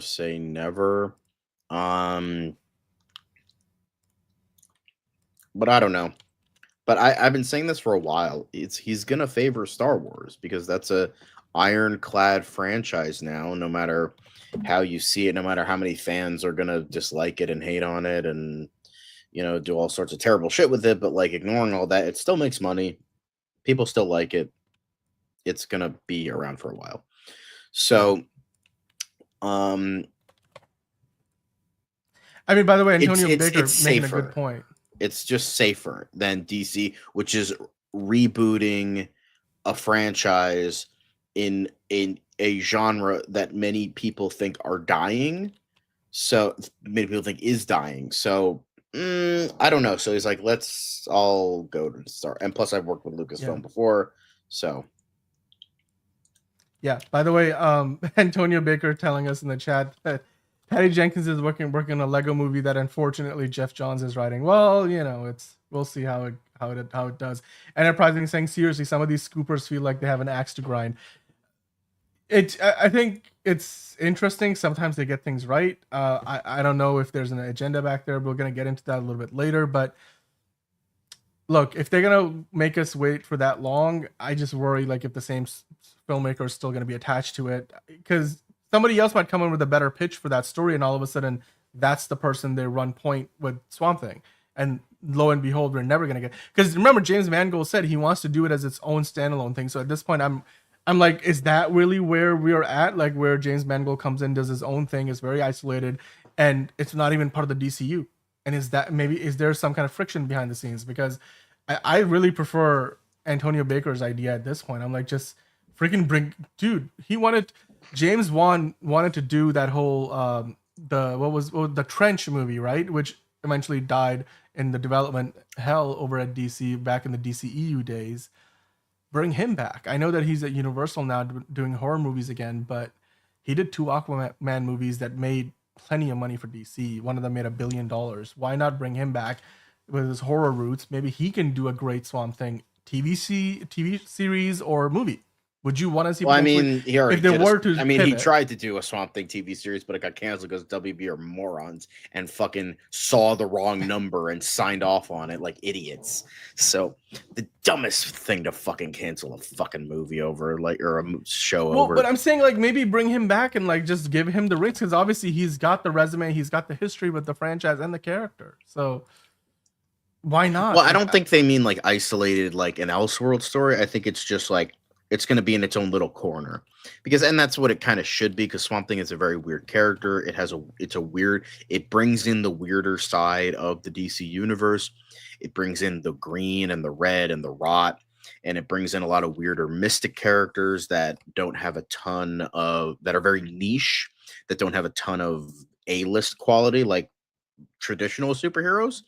So I think whatever they do, in fact, they decide to do, exactly. So it's just wait for the guy.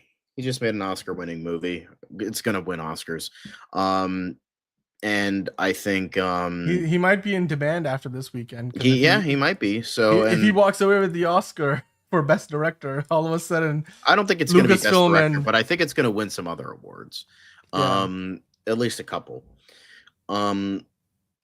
I just think, and James Gunn in that case would already have him, so it can work. Yeah. I mean, look, he's got a resume that is impressive. Logan being probably the one that I love the most from his past work. So I suppose you can wait. I just worry that it won't be a matter of like wait and see. It's just there's a million different reasons why waiting for a filmmaker to commit to doing a movie that is a genre movie on a big on a character that obviously Swamp Thing's not the most popular character, but somebody else could step in between now and then. Like Ana Noguera could be like, the next thing I want to hit out of the park is a Swamp Thing movie, and after doing 2 scripts, they might be like, yeah, why not? Give it a shot. And then would you still want to do another Swamp Thing with James Mangold, right? Like or would you be like, no, we're not doing Swamp Thing because that's James Mangold's thing. Or James Mangold might change his mind in a few years' time. Like, be like, I don't think it's really something I want to do anymore. It's just, I just worry about that, right? Because like those are the different directions you can potentially go. So waiting that long concerns me. Let's just say that it concerns me. So now, of course, John, yesterday we got a first look at the new Lantern show. Wasn't much. It was just an image of our 2 favorite Lanterns, Hal Jordan and Aaron Pierre. We're gonna get into a little more detail into what this image is, and maybe let's talk a little more on the story front, where this might be, how does it fit into the show. But before we do, I wanted to touch upon something here that they were talking about in Variety. They posted, or Vanity Fair actually, they posted a bit of a description for Sinestro, saying that he's a dishonest and ruthless Lantern. I was reading this earlier. The way they describe him, do you think he's already a yellow Lantern, or is he still a Green Lantern at that point? The fact that the show is called Lanterns instead of Green Lantern, Red Lantern, there's no color associated with the show title. We don't have any official artwork yet. Obviously, we know there's 2 Green Lanterns in there. Do you think Sinestro has already created the Sinestro Corpse by the time we get to this TV series, or he's still like a Lantern, but he's just a bit shady at this point? I think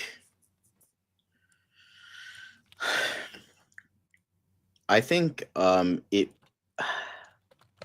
considering how much older Hal is at this point. Now, I don't know if Hal is actually going to be Kyle Chandler's actual age, but can you let's throw up the picture again.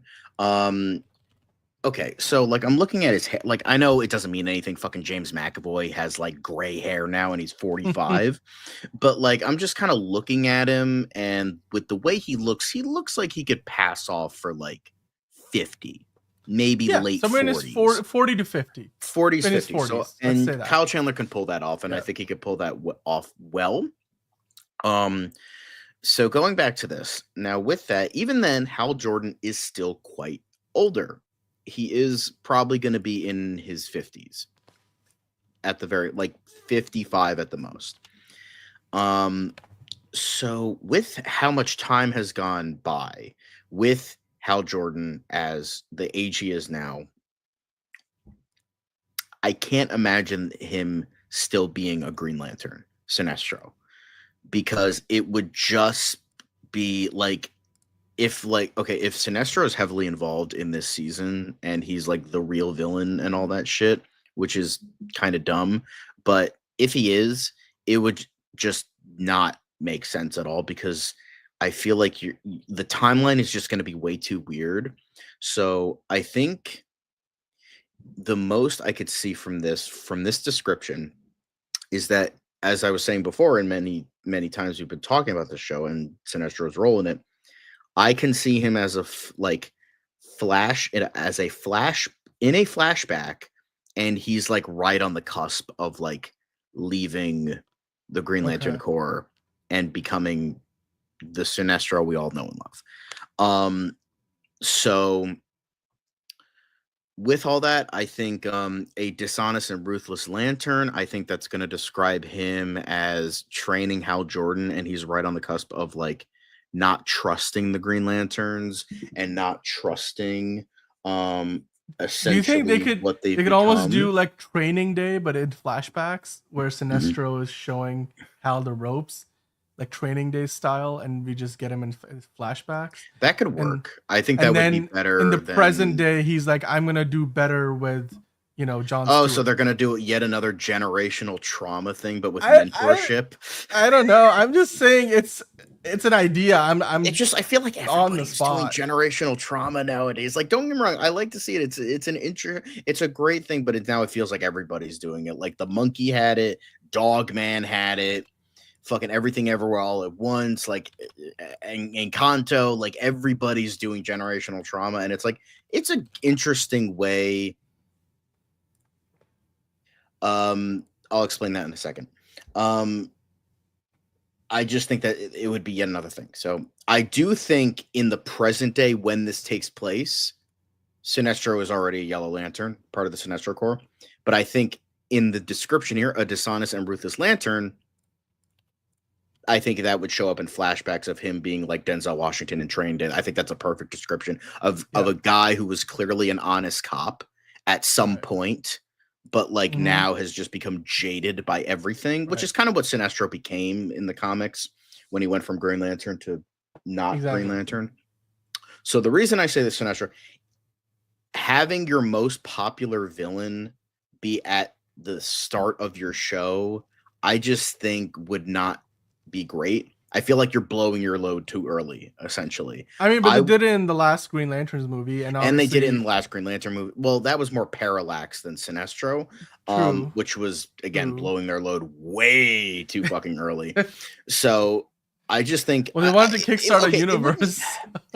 It necessarily wouldn't be bad or dumb, but like I would prefer them save Sinestro for like a big like finale season because he's that big of a villain. Like if they want to fight another Lantern, I'd say Atrocitus is a really good one to get like another Lantern. But the thing is, it is so grounded. I don't know if they're gonna bring Sinestro in here just from what they've described, you know. So whatever is the case, I just don't want them to like just like, oh, Sinestro is the villain immediately.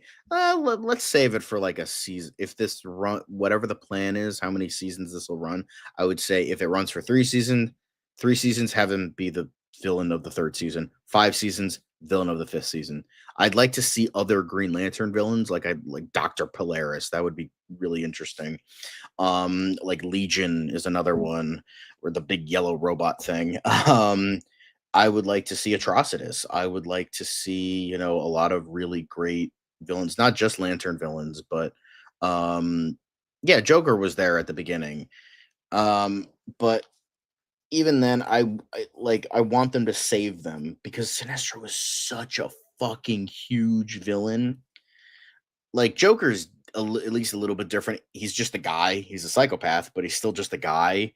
A very powerful guy, a very fucked up guy, a very smart guy, but Sinestro is just so big, and what he encompasses is so big, is just a bit too much, I think. So do you think he's a yellow? He's not. You're saying he's not a Yellow Lantern at this point? No, I think in the present day he is. I think if they have flashbacks, I think they'll show him as the dishonest and ruthless Lantern.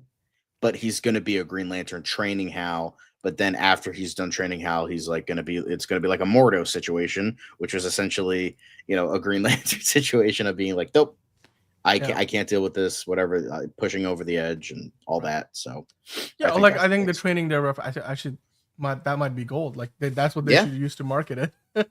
Training Day meets DC. I don't know. But you know what? The Lantern ring design, I do wonder if that's going to be consistent between the different colors, because we now know, and this isn't necessarily the first time we have seen the Green Lantern ring in the DCU, because we have seen a little bit of what the Guy Gardner version looks like, right? Because he walks in that scene in the Superman trailer before he shoots a bunch of energy at the at the windows while Superman is angry, mad, sad about something. But somebody was like, power, now available in a stylish accessory, unfortunately not for sale, reserved for a select few, the iconic Green Lantern ring. So yesterday you guys went over, you know, the photo, like this is the photo. Obviously you can see there, Hal has the ring on. We can't really tell if Jon Stewart, played by Aaron Pierre on the left there, if he has the ring on and it's just obstructed by the angle at which we see his hand. If he doesn't have it on, then that maybe means he's not a Lantern yet, and that Hal is the Lantern. But I wanted to kind of quickly dive into a little more of the design, John.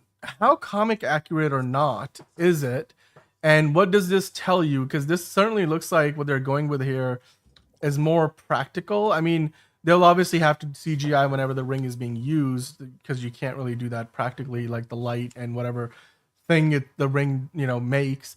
But at least when he's wearing it, he's not using it. It looks like this could just be a very practical element where it's literally a prop that has a glowing, or maybe there's a light inside there which glows green. So that way they don't have to worry about doing a bunch of VFX for every shot that the ring is featured in. What are your thoughts on the design of the ring so far? I like it. I like how it's different. It looks, as I was saying yesterday, it looks more metallic with like a gemstone in it, which looks very different from Guy Gardner's ring. So what I was kind of saying before, like each lantern, like you can not necessarily change it, but like have it created, like, or at least maybe change it, like to make it reflect your personality. So like a hardened Hal at this point, it's like metallic and it's only has a small gemstone. It doesn't look like a Green Lantern ring. So I think that would be really awesome. I think if they do that, that would be really cool. Like you get to pick how your lantern ring looks. Yeah, I mean, I'm trying to see if I can pull up the ring that. Let's see if I can find it actually, because it would be good to kind of do a side by side comparison. We do have an image of the Guy Gardner ring, so let's take a quick look at that, because we can then compare it side by side. Because there's like a brief moment before the ring starts to like project all the energy in the Superman trailer. So here it is. Well, actually no, that's the Green Lantern ring from Hal Jordan, and then this is the ring that it's we definitely see a lot in more Superman. Green, a lot more. It's like, rounder, like instead rounder of being in like your way. It's like the definitely square like setting, and it's definitely like green, like you could barely, like in the image, go back to the Hal Jordan one. Yeah, let's take a look back at that one. Yeah. Like that one's very subtle. Like it's clear that this guy, it kind of has like a Jackie Chan kind of vibe. I don't want any trouble. So he like kind of hides like the look of the ring a bit. Like this is clearly a guy who has been at this. You know what? That's something I'll get to soon. This is a guy like clearly that's been doing this a while, doesn't want to draw attention, knows the ropes, does all this shit. So he knows what he's doing, and he just wants to like kind of keep it for the most part subtle. Meanwhile, Guy Gardner, he's a little bit more bombastic. It's bigger, it's more in your face. It's on his middle finger, which is definitely the most aggressive finger. Works for Guy Gardner. And it's in your face, and considering he's a Green Lantern for a corporation, like they might like, oh, the guys at the marketing guys love this because they're like, oh, you got to show off the ring. The ring is like the huge thing, all that shit. So that might be also like that you can like change it and like have it look like a certain way. So it works for Guy Gardner. And I love how it's like that, how it changes. I know people are going to bring up, oh, it shows that fucking DC doesn't have any fucking connective tissue. No, I just think like, if you look at comics, the rings do have slight differences here and there, at least in the modern ones, where they don't totally all look the same and they reflect your personality in its own ways. So, I mean, Jessica Cruz's ring is technically not even a Green Lantern ring. It's the power ring from Earth 3. So, there's a lot of like differences with that. So I think they can really make that just like kind of like just like a nice note here. Yeah, there you go. That looks more like the ring from the 2011 movie. Very like just kind of in your face, bigger. Show like it works for like a corporate sense, but it also works for the personality of Guy Gardner. So I kind of like that too. Yeah, I mean, if you went ring shopping, these are two distinctly different styles. There's a little bit of a crux when you see in the setting, like it's still a square, but it looks a little shinier. Maybe it's just the way it's shot, because I don't know. You could potentially see the two having a bit of a connection somewhere. I mean, thematically, they're not like entirely different from each other, but Ron saying the guys trying to overcompensate. Yeah, maybe. But I just found it interesting, the design of the ring. Obviously, we now have several very distinct looks at the ring, both in action and just the design itself. Like you said, it's shinier. I'm still willing to bet the ring is more or less the same. It's just slightly different based on how it's shot. But Ron, guys trying to overcompensate. Guy's ring looks more like a toy now. Yes, that is perfect. That's what makes it work. Yeah, but as far as the first look at the, just the show as it were, I want to ask you a few questions, John. I know yesterday we kind of talked about it in more of a newsy sense, but let's kind of maybe dig a little bit. Okay, let's dig a little bit deeper into the what's going on in this picture. So, and obviously, both of them have different expressions on their faces. You've got Aaron Pierre there. He's having like seen him business. He's like all business, and I think Hal's like more like determined. Like, well, that's not what this is what I honestly. My general impressions of this feels like they just got their asses kicked and somebody took their car, so they're walking home. That's what it looks like to me here. Like literally, that feels like it's like a Men in Black moment where they just like fought some like. No, you know what John is thinking right now? It's like, why can't bro fucking construct us a car right now? These bros got the ring. Why don't we just fucking take a fake car? And he's like, nope, there's a reason for this. Yeah. Well, I mean, I don't know. Enterprising. That's going a bit far in terms of speculating. I suppose it could be that he's sad. He's jaded rather. I don't know. Do we have Carol in this show? No. I don't know if right. I don't think we do. No. The jackets are cool though. By the way, Bane will break you is in the chat. Hello, Bane will break you, saying it's not the size of the ring, is how you use it. Lol. Well, true. That is definitely true. But I mean, I do like I think I have both of those jackets. I have like the one that Hal is wearing, and then the John one. I have a bomber jacket just like that. But I used to. It kind of looked like more like the Dean jacket from Supernatural, but it kind of works. It kind of works. It doesn't fit my fat ass anymore. That's an XL. I'm like I'm a fat boy now, so that ain't gonna fit me anymore.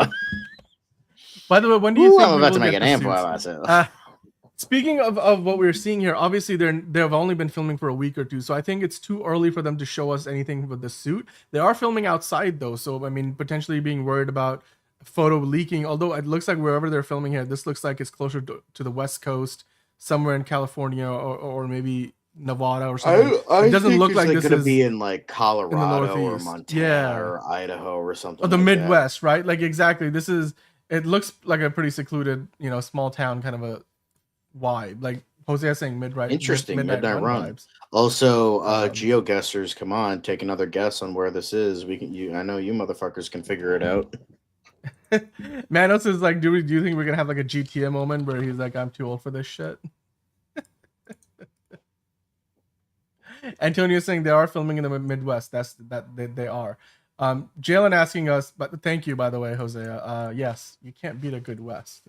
I am a purveyor of vests. Literally, I have like 20 different vests. I like to change them around. It's an accessory. You have to accessorize.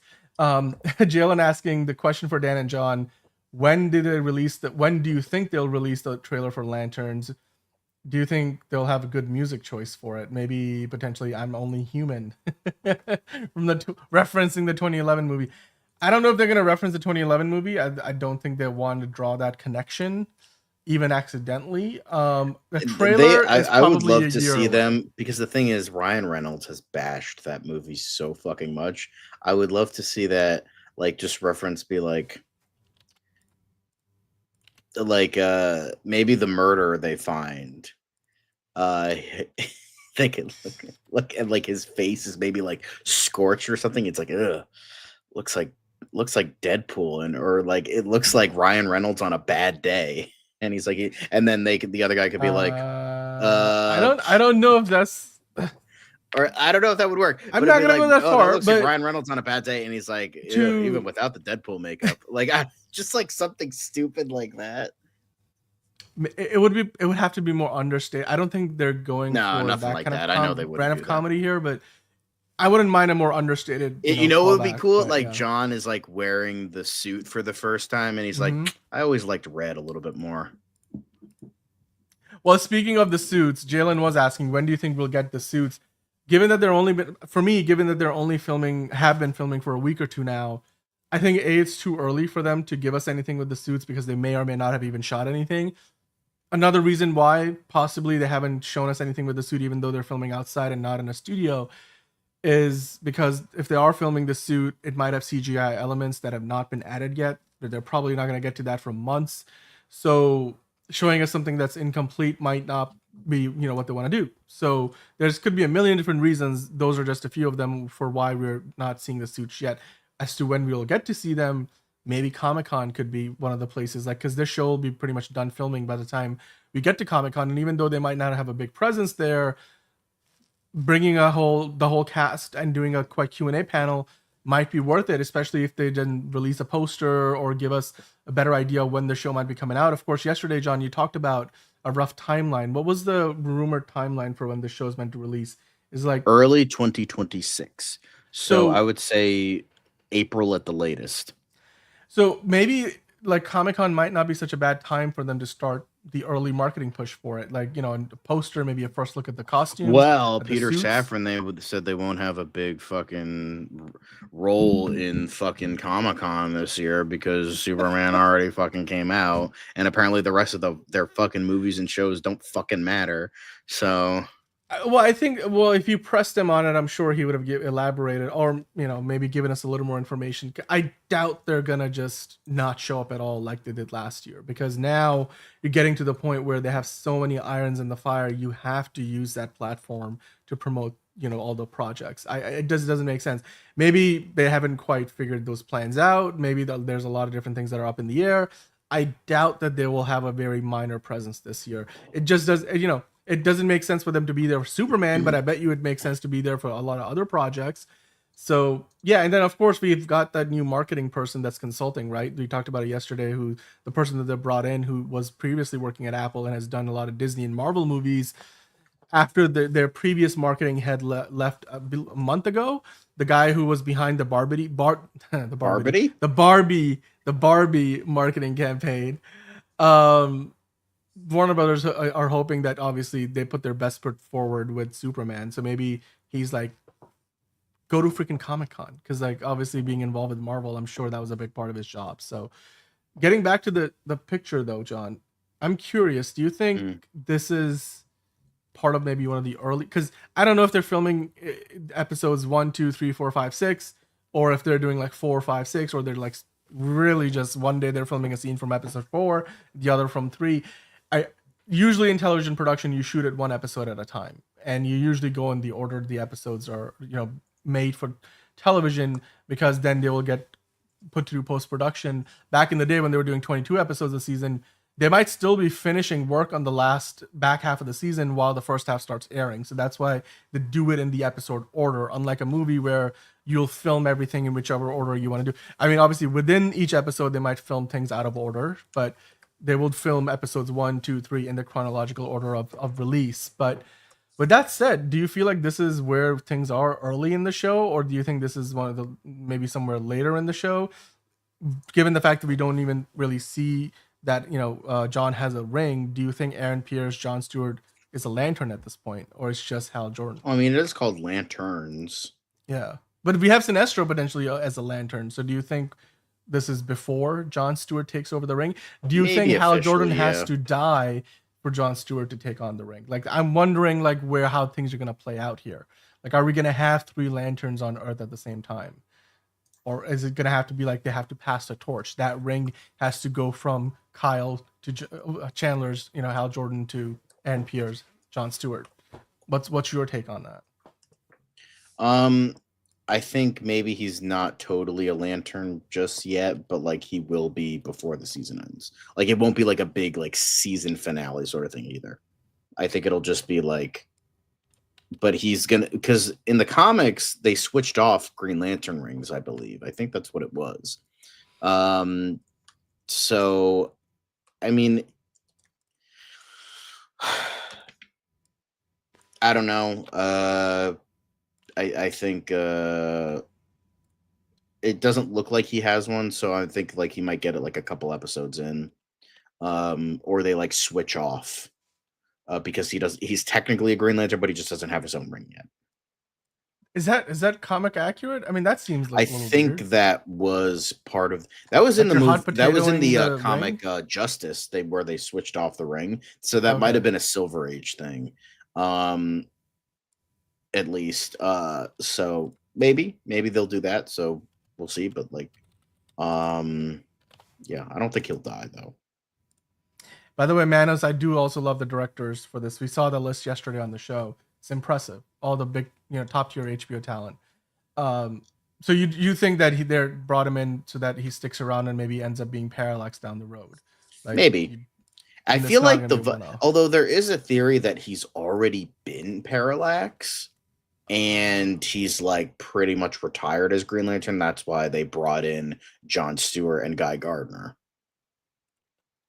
So Damn it. Okay. So he's coming back to train up this new guy, or maybe like whatever the threat is. It's like we're gonna get you out of retirement to like figure this shit out for us. That's interesting. I mean, look at the very basic of looking at this photo. Clearly, Kyle Chandler's Hal Jordan is not happy. He's pissed about something. He's more expressive about it than Aaron Pierre's Jon Stewart is. And having seen Rebel Ridge now, I can tell you like that just looks like it. Like you said, it's a resolute face. He's like, let's just keep going. He's maybe not the happiest at whatever has happened that's led him to here. I wonder if this shot will end up with CGI elements we're not currently seeing. Or do you think they're just walking here, or they're because it looks like Aaron Pierre's walking, but maybe Kyle Chandler's not walking. Are they walking up to something? Are they walking away from something? I don't know. That's just lots of questions. I just wonder where this will fit in the show. I just want to know more. Do you think this ties into anything you've read on the spoilers that were put out there? Potential a tiny spoilers for bit, those but episodes? not. I've only read the first episode, so this might be like from like episode 2. So we'll see. Okay. I don't see any vehicles around them. How did they get in that highway? Did they fly there? But Bane will break, you ask? Well, like I said, it sounds like this is one of those situations where they're like shit out of luck. They got their asses whooped, and now they're just walking because somebody just took their car and their lunch money, and they're pissed off about it. We'll see what we get from the next look at first look, second look. Hopefully the trailer within the next 4 to 5 months. I mean, they're only just started filming, John, but obviously the ring has pretty much a big redesign from what we are used to in the comics, as we discussed earlier. Do you think this will affect the designs for like maybe the Sinestro Corps rings, or like how quickly are we gonna get to those other rings? Do you think they're gonna try to first establish like what these rings are? Let's just get the green ones out front and then we're eventually going to get there? Or do you think the DCU is just going to be like, all right, now that we have the green lanterns, let's get the yellow lanterns, the blue lanterns. I think they should take their time with it, but yeah, introduce a little bit at each time. Okay. All right. Well, I mean, hey, the ring looks nice. I wouldn't mind if this started selling that on DC Shop. I'm sure a lot of people would get it. But hey, you know what, John? We do have to talk about Clayface. And I think we're thinking about doing a Clayface fan casting, like, who can play the role, because recently James Gunn completely shot, you guys talked about it yesterday, that he totally shot down ruthlessly the claim by Jeff Snyder that Daniel Radcliffe was being considered for the role. And you guys have been talking about Jeff Snyder a lot in the chat today. But of course, James Gunn also at that DC press event, he hinted at the idea that maybe, just maybe, the DCU Batman might appear in something else before he appears in his own movie. And I know that he's already had that silhouetted appearance in Creature Commando season 1, but I think what he meant here was more, maybe we'll get the live action Batman in something before Brave and the Bold. And I was thinking the only project here that makes the most amount of sense that's upcoming in the next couple of years is Clayface. So do you think that what James Gunn meant, or maybe implied or hinted at, was that maybe Batman or Bruce Wayne might make a cameo in Clayface, kind of like he had those cameos like Ben Affleck's Batman had in the Suicide Squad, the first Suicide Squad, that is? Maybe, but the thing is that would involve casting an actor, and I don't think they want to do that so early, especially when there's been problems with this director. They haven't even revealed who the writer is for Batman Brave and the Bold. So I don't think they want to. They'll probably do something similar where they'll get like a stand-in or like just like a really big guy and just or whatever they decide to design the character as in this universe. So whoever they do in fact use, then it won't be like too weird continuity wise. But I think he'll be just he'll just be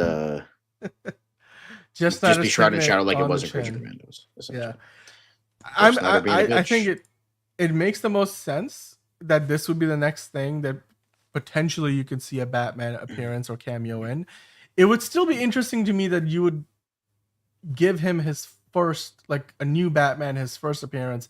He's not like Black Panther. It's fucking Batman.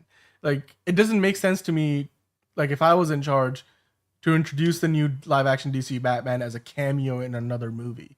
Like, it, you gotta give him a starring role. Like, you gotta give him a proper introduction. It's not like, oh yeah, Aquaman had a role in Justice League and then he got his own movie, or Black Panther was in Captain America Civil War, then he got his own movie. You're talking about Batman. Like, we're not talking about practice. We're talking about Batman. Like, it's you can't just give him a cameo. I like the idea that they're suggesting we potentially could go in this direction, but I feel like maybe what he's hinting at is potentially just another Creature Commandos like cameo. But I'd like to believe that he wants to do a live action one. But then I'm conflicted about whether I want to see the first appearance of the live action Batman in this new universe in a cameo, or like would you prefer it that way, that like we at least get a look at that character in the costume and whoever the actor is that's playing him, or do you want to wait till he gets his own movie and then you have that moment of I'm vengeance or I'm Batman? Like, do you want that? Because that moment won't hit the same if he's already done a cameo in another live action movie. Exactly. That's what I'm saying. Like, do what they did in Creature Commandos, but live action where you don't see Batman. And it's like Clayface, he's just doing his own thing. He doesn't get arrested or anything. But like when he does, like you can have like cops be like, oh, you're fucked, man. You're like the whole thing, the big climax, all that shit, and then he's finally like depowered, does this thing, willfully gives himself up, or they get like metahuman handcuffs on him that stops his powers, and then they're like, you're fucked, man. You do realize that? And he's like, what are you talking about? Maybe he doesn't know anything about Batman. Maybe he does. Who knows? And he's like, what are you talking about? And then like you just hear gunk. Like heavy, like heavy boots, boom, boom, boom, and then Clayface just rain, right? Clayface just looks up and he's like has the face of like, oh fuck, and then it just cuts to black. I wouldn't mind like that would be great. I would also not mind, because it would be such a James Gunn thing to do, where you see a photo of Batman in a newspaper, although it's unlikely because Batman wouldn't let himself get photographed like that or let that get published. But something like that where it's like an offhanded first look, and that's how we find out who even the actor is playing the role. But I don't know. I mean, it's one thing to do that when you're making announcements and trying to do viral marketing, but it's another to do that in an actual movie, which then will forever become the very first appearance for that new live action Batman in a little cameo. Because like it made sense that they did it in Suicide Squad because it came out after Batman versus Superman, where we got Ben Affleck as like in one of the starring roles. So it made more sense that he was then cameoing in Suicide Squad, even though they almost filmed a lot of that stuff back to back.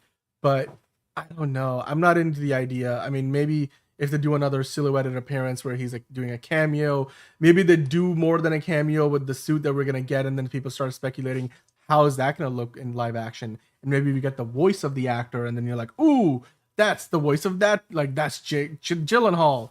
Or that's, I don't know, like Jensen Ackles or whatever. So yeah, I just hope that it's not going to be a big live action cameo, because it just won't hit the same when you get him in his own movie. That's like, what I'm saying. You want that to be a big, oh my god, like let the audience show cheer like the when cowl, he first shows the bat up. symbol or anything. Just like heavy boots that like insinuates like, yeah, he's like just show like the boots and then maybe like the cape.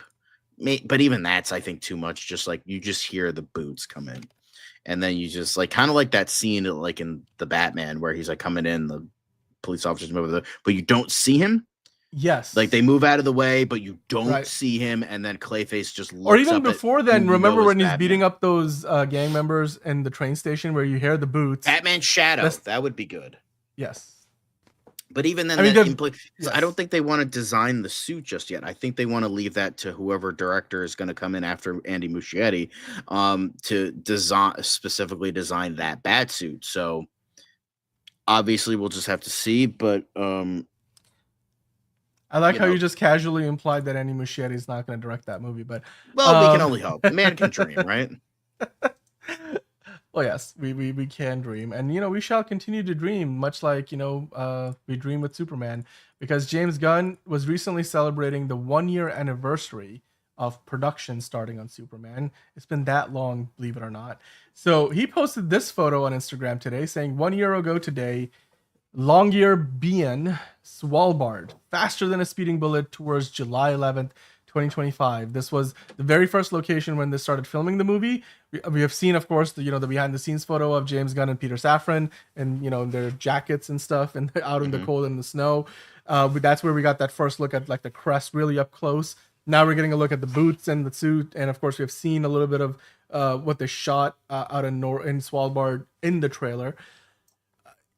I don't know. It's not much to go off of. I guess it gives us a closer look at the boots than we have gotten. I mean, we did get a pretty close look at that NBA All-Star Weekend video that they did with Shaq. But what are your thoughts on this picture? Does this tell you anything different that we don't know already about the movie? Not really.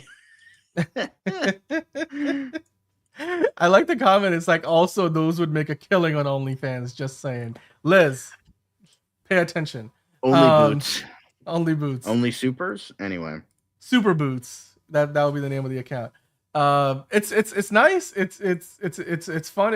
If anything, this is just to essentially mark the 1-year anniversary since they've started filming the movie, which isn't when they started working on the movie, but that's when they started to actually get footage in the can. And lo and behold, a year later, we are getting to the point where now it looks like James Gunn might need to do a bit of reshoots, which is not his favorite thing to do. But he did say recently that he is considering doing reshoots on Superman. Let's get into that a little bit, because this is, of course, the main story of the show today. This was brought up during the recent DC press event. And so what he had to say about it is, we have done real screenings, definitely learning stuff all the time, definitely editing and making little changes. So the big thing there straight away, he's admitting, or he's officially, or making it official, that they have done test screenings, and of course that's told them and given them feedback on what works, what doesn't. So they've been making changes. And then he went on to say, we might shoot a couple little tiny things. All my additional photography is so hard because it's like I used to be kind of against it, because you don't want to have to shoot again. It's a pain in the ass, obviously, because you're bringing all the people back. You're trying to make sure everything matches. We all remember the infamous hair, the haircut change for Tom Holland from like the Avengers Endgame, or it was Infinity. I think it was Infinity War, right? Like we're literally in the scene. His hairstyles changes between when they cut to Iron Man, they cut back to him, and Tom Holland's hair looks different. Honestly, a lot of people probably didn't notice. I didn't notice when I was watching in movie theaters, but then a lot of people did notice. So I understand that James Gunn is a little hesitant to do this, because then you have to do all that continuity stuff. But does it surprise you that they're considering doing reshoots? Because we have a bit of a history. By the way, Jalen and Ron both love the boots, which we love too for Superman. But there is a bit of a history to this, in the sense that not only, this the first time, not the first time that we have heard about screenings for the movie and heard about potentially reshoots or maybe additional pickups. This email was sent out, in December by the Hollywood Reporter, and that was something we covered on the show, where all the way back in December, the Hollywood Reporter was saying, we have heard from multiple sources about one screening in particular on the lot with his close-knit crew of people that he trusts, meaning that this wasn't available to like a test audience. This wasn't with obviously the public or critics. This was James Gunn only testing the movie with people that he trusts, his inner circle. And although they chose not to tell, the Hollywood Reporter chose not to give us any details on the reactions to it, they did say that the movie is doing a few days of additional shooting in Los Angeles in the near term, which we talked about like does that mean they're doing reshoots? But then Variety clarified it, saying that they're just gonna film a day and a half of pickup shots. This was something that James Gunn said, and specifically he said no reshoots, just a handful of individual shots to enhance the film. So this is from December. Now we're here in basically March now, late February when he made the statement, and pretty much in March. And he said that, you know what, he's considering doing, you know, some reshoots. They have done screenings, and they might go back and, you know, do some additional shots. He did go on and kind of like say a little bit more about it. So I want to read that out before I get your opinion on it, John. He said, like, you know what, I wish I had a shot of that fist hitting that. So he's describing like he just wants some additional coverage. So, you know, he likes to go back and pick up that kind of stuff. And so it wouldn't be anything major, but those kinds of things, yeah, I'll cover you a couple more things like that, meaning that he wants to get a little more coverage in the movie term, where maybe there's a shot where he's got the wide angle of Superman punching Lex Luthor, but, you know, they never got the close up, and that's what they want to go get. So he's downplaying the idea of reshoots, but my question to you would be, do you think this is still the same additional photography that they were talking about in December? Is this new stuff based on more screenings? Are we getting our timelines mixed up? Are we blowing this out of proportion? Because obviously James Gunn has clarified there's going to be small stuff, but just but that's a sliding scale. I mean, like, for him, small stuff might be different than what we are imagining. Right. It's what do you think is going on here? I think we're just going to be getting like a week or two, maybe. Not even. Remember, maybe just a couple. I mean, days. Captain America went through a couple of weeks of reshooting, and right, wasn't it? Like, it was pretty much days. that, and 20. So like that's 3 weeks of shooting, 20 days. And we know how much they were able to rejig. So like time. maybe like a week, so, like at most, I think. Yeah, 2 weeks is a little bit much, but maybe a week at most. So with that, I think it's just reshoots have gotten so like badly marketed that like everyone assumes reshoots means a bad thing, even though like 90% of movies have reshoots.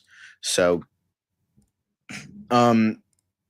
I mean, James Gunn himself says that he's not a big fan of reshoots. He's like, they're a pain in the ass. So if he can, he wouldn't do it. He's certainly not done it in a lot of his recent movies. Like if he was very adamant that he doesn't like to do that. If you have to get certain things, then you have to get certain things. Like that's do be how it is.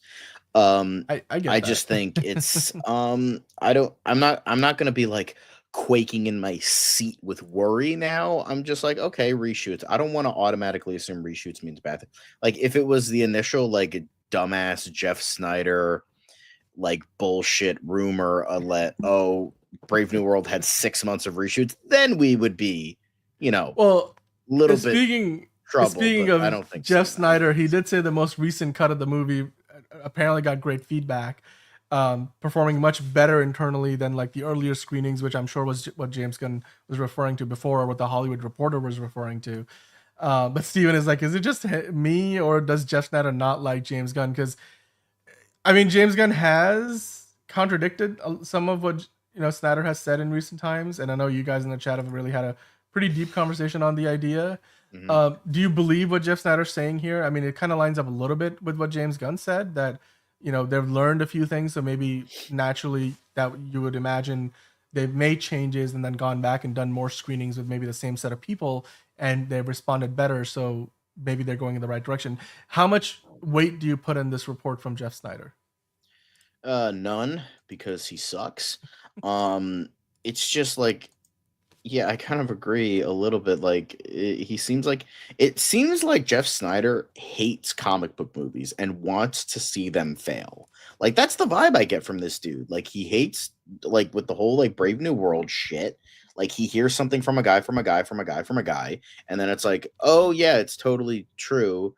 And then he also hears, yeah, it's like, who fucking knows? This guy can say one thing. This dude probably has like multiple personality disorder at this point. Well, like it just feels like he's. If you listen to him talk, he sounds like a pretty good person who knows what he's talking about. It's called confidence, man. Well, yeah, but his reporting has been a little spotty of late. But like you said, Manos Time in the chat, he was on that podcast, the Hot Mic podcast that he does with, I think it's the John Roca. He does it with, and they were talking about, like, you know, it's still the latest version of the movie looks pretty bad. Like terrible was the word that was thrown around. I do wonder how much truth is in that, John, because this article on Cosmic Book News, the only reason I pull it up is because I know they tend to be a clickbaity site, and the way they're clickbaiting is like obviously using the word terrible and then saying, oh my god, it's facing reshoots, and then a marketing overhaul, which is a lot of like tangential evidence. So I do want to kind of like quickly debunk a little bit of that. Obviously we have been talking about on the show that they brought in a new marketing consultant at Warner Brothers who was previously working at Apple, has worked with Disney for a lot of their movies, including Marvel and Star Wars. So the dude knows what he's doing with regards to marketing, but it's not like they brought him in to be like somebody who takes over marketing. He's consulting with DC and Warner Brothers. Yeah. So yeah, marketing overhaul would be exaggerating that. This is just a rage bait headline. It's a fucking rage bait because it's like, oh, it's terrible. Oh, it's facing reshoots. Oh, it's marketing. Because then people are gonna see this, and especially it's from Cosmic Book News. Cosmic Book News is known to be fucking dog shit. So there's that. So you have that, and then on to yeah, it's like never trust anything this guy's like. Because it's funny because James Gunn has called out Grace Randolph. James Gunn needs to fucking call out Jeff Snyder now because he's like, because somebody in the chat was like, Jeff Snyder said something and he's like, let's wait for James Gunn to debunk it. Like that's what it is now. We just have to now. Unfortunately, we have to get the guy who's extremely busy doing like CEO shit, director shit, marketing shit, editing shit. And it's like, we have to get him out of his fucking hole to be like, this dude is a fucking moron and never knows what he's fucking talking about. Well, yes, he did already mention that scoopers are like morons 90% of the time. He has to like now specifically call the guy out. Like this dude doesn't fucking know what the fuck he's fucking talking about because most of the time he's wrong. And it's just annoying now because then people who don't read, don't do like look into this, don't research this shit, and aren't huge mega nerds like us who like go through everything and look through every article and all that shit are now, going to be like, oh, this is shit now. I was kind of interested, but now I'm not. And then now, exactly. Like I've seen people like immediately buy a headline of like, oh, like, because it feeds their narrative. That's why, like, a buddy of mine who absolutely abhors James Gunn with every fiber of his being will he'll probably automatically believe that, like, oh, the test screenings are terrible. It's going to have reshoots on the marketing overhaul. He's going to believe that. And then I'd be like, actually, James Gunn literally just debunked that. He's like, whoa, I bet he's just saying that to save face. I believe the guy who doesn't know what the fuck he's talking about, because that's what it is. They want to feed their own,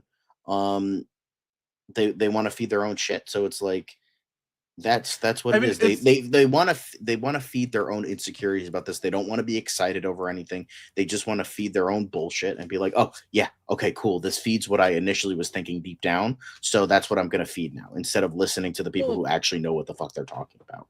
But just to kind of dive into a little bit of what he said is specifically, I know. Jeff Snyder said, I got a call from my best source after that newsletter, the newsletter in which he said that, that it was getting better feedback, which is what we just talked about, like from Jeff Snyder. And then apparently, so on the podcast, which came out after that newsletter that he put out, he was talking to John Rocco on the Hot Mic podcast. And Jeff then said, hey, I got a call from the best source after that newsletter. He said, great newsletter tonight. You got one thing wrong, and that's about Superman, which I continue to hear is terrible. Now, he obviously doesn't tell us what his source is, but he calls him his best source. Trust me, bro. But just again, we're trying to connect the dots here. We're trying to play the detective, here. So basically, when he says it's his best source, he's referring to somebody, because we know that those screenings have not been with test audiences. They've just been with like the employees, the innermost circle. Yeah. Not even the employees. It's the inner circle of people that James Gunn trusts the most, meaning that people who are either involved at DC Studios or at larger Warner Brothers, but they're only the people that James Gunn really trusts. Maybe it includes his wife. Maybe it includes like, Steve G, or maybe it includes Peter Safran. Probably does include Peter Safran. It includes maybe like one of the other producers on the movie. Like just the very small group of people. So you're already talking about a limited sample size. And so really at that point, you got to wonder, is this source that Jeff Snyder is talking about here either one of those very trusted people of James Gunn? Because then James Gunn can easily, look, if it's only like 12 to 24 people, James Gunn probably knows where to look for the leak a lot easier than if it was an audience of like 50 to 100 people that were just test audiences signing NDAs. So it's either that, or it's somebody who wasn't directly in those screenings, because of course they say they continue to hear Superman is terrible, meaning maybe it's not first-hand knowledge for them. So is this one of those situations where, you know, the brother of my mother's cousin's neighbor's best friend's wife's son told me this? Like, how far removed is it from the actual source of the information is what I wonder. And that's really where I think for him to put this out there as somebody who, you know, basically markets himself as like, you know, Hollywood's, was it bravest journalist or something when you go to his page, and you look at this and I'm like, I think this is an example of bad journalism. Like, you got to really qualify what you're saying here, because he's implying that this is like legit, actual, real information. And when you really break it down, he's potentially talking to somebody who admittedly by their own words are hearing, meaning they're hearing from somebody else who may or may not have been at the actual screenings, and they're telling Jeff Snyder, who's telling us. So we're at least 2, 3, 4 steps removed from the actual source. So at that point, can you really trust it? Because now you have to verify all of those sources along that chain to really know if they were actually in the screening. And even then, it's subjective, right? It's subjective. Like I said, it's a small sample size. One of you guys were saying Barbie had mid reactions. A lot of movies, you know, they tend to, you know, not maybe get the best reaction at test screenings. The studio will make it better. The test screenings for Captain America 4 only did so much to help them improve the movie. So, you know, how much weight do you put into this? Because you could eat, and especially when it's a small sample size, like the very small circle of people that have seen the movie so far. It's just because like 12 people didn't like it doesn't mean the millions of people that are going to go to see it in the movie theater will hate it. I mean, John, do you feel like this is just at this point, you can classify this report as hearsay because of how far removed it is from the actual source? It's not even hearsay. It's just slander. I think it's just fucking slander at this point, because it's like, I don't trust anything these guys are saying. I don't like, even if it's positive, I don't trust what they're saying, because it's misinformation, it's slander, it's just guys who just want to get clicks, who just want to get money, who don't care about anything ethical or anything moral or any part of actual journalism. And yeah, test screenings don't mean fucking diddly dick. Like, you could have the worst test screening imaginable, great movie later on. Best test screening imaginable, worst movie later on. It's all fucking bullshit. So at this point, don't believe anything, even positive, because it's all just bullshit. Who knows what people are actually going for right now? I only believe James Gunn and some of the Variety, Deadline, and Hollywood Reporter articles. Don't believe anything these fucking idiots are spewing, because it's all just bullshit. That's why we always try to say, this is just a theory. This is just, take this with a grain of salt. This is just a rumor. Yeah, you know. What does that make us? Absolutely nothing. Absolutely nothing. That's what these scoopers are. Absolutely nothing. So it's, yeah. I mean, again, he just had his rumor basically shredded to bits by James Gunn about that whole Daniel Radcliffe is going to be Clayface. Because again, I mean, look, as far as we know, James Gunn has also said that he's not going to officially announce anything until, you know, everybody's signed on the dotted line. So even if, because James Gunn, when he was debunking the whole Daniel Radcliffe rumor, he did leave a little bit of room for interpretation that maybe Daniel Radcliffe hasn't officially signed on, but they might have been having conversations. And then Jeff Snyder kind of ran with it and said, oh yes, he's being considered, he's in the lead for this role and he wants it. No, he and said like it's 100% not true. He said it's like, we haven't even considered him, we haven't even talked to him, this is not true. So I don't think that's true. But I'm saying, I think the Jeff Snyder rumor in that case was more from the perspective of Daniel Radcliffe than it was from the perspective of the studio, right? It was more like that Daniel Radcliffe is in the running or he wants to take on the role. I think it was more that. So maybe his source comes from maybe the agency of Daniel Radcliffe trying to attach him to the role, but through the public opinion. Like, let's see.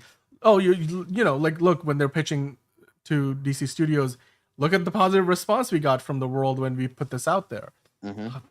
Maybe it's one of those things, like, you know, negotiating in the public eye. But yeah, still, it's all nuance. A lot of it is nuance, but at the end of the day, I mean, this report from Jeff Snyder, it just feels like it's, you know, from an uncle's brother's mother's cousin's neighbor's friend that told him potentially. It's so far removed from the source that, and to describe it in one word, terrible. I mean, terrible is that's a pretty broad stroke to paint a movie as significant as this one with, or any movie, quite frankly. But to kind of finish things off here, James Gunn, of course, recently did talk about how not only is he obviously, reticent to do any reshoots because they're a pain in the ass, but he's also really not, a big fan of doing, post-credit scenes. Like he gave us his honest opinion on this during that whole, DC presentation.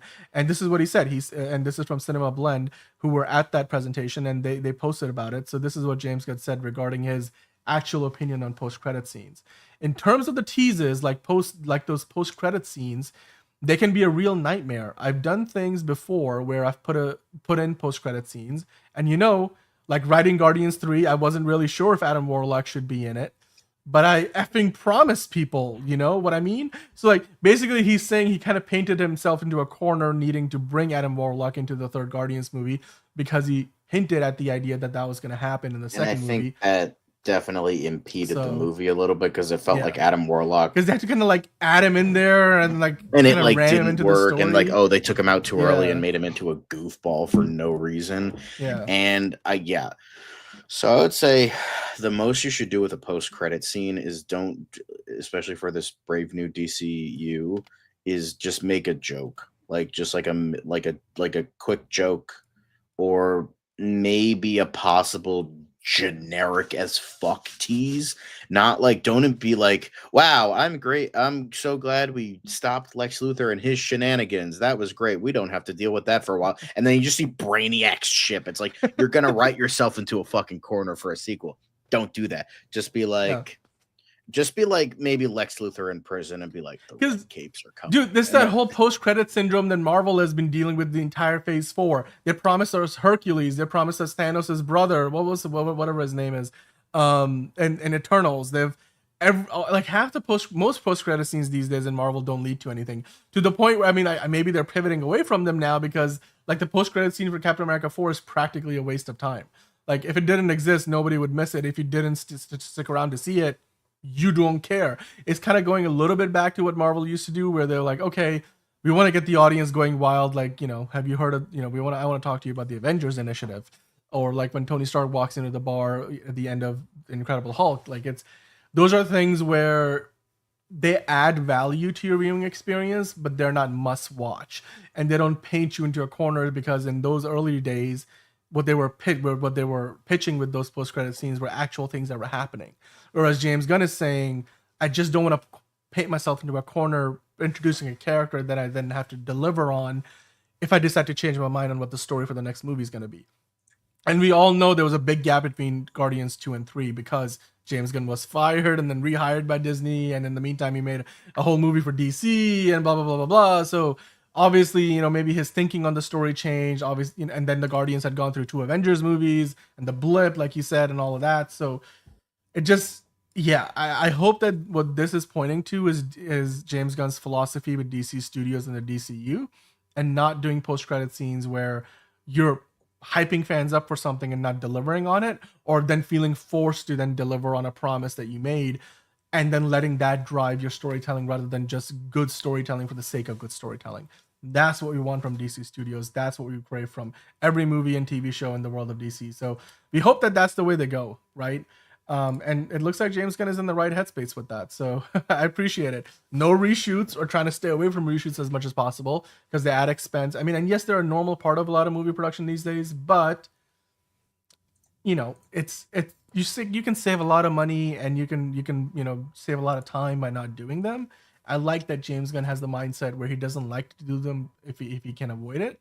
And then I like the fact that he's not into the idea of teasing us with stuff in post-credit scenes that's not going to lead anywhere, or paint him into a corner where he has to deliver on something that maybe wasn't the best move for the story. So with that, John, I think we have clarified enough what's going on with the Superman reshoots at this point.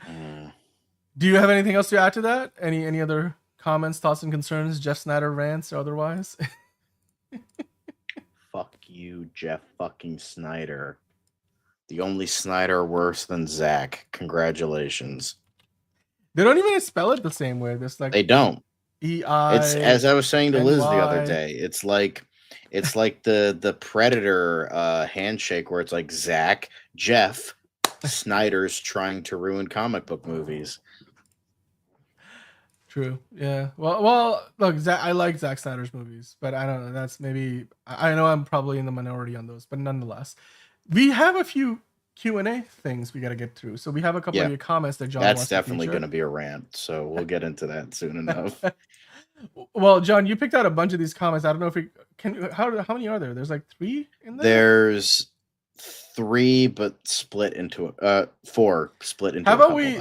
Let's do. We'll do like a couple of them now, and then we'll save a couple for later because we've been doing this for so long. Let's save our voice boxes there. But don't you worry, guys. We will bring all of them to you just in due time. So here's the first one. Magical Sky Wizard. You might still be watching. If you are, then here we go. Colin Farrell would be great if they remade I Was a Male War Bride, to be honest. John, what are your thoughts? I don't know. I just thought this was funny. I don't know what this is. Magical Sky Wizard, if you're still in the chat, I want to know what this is.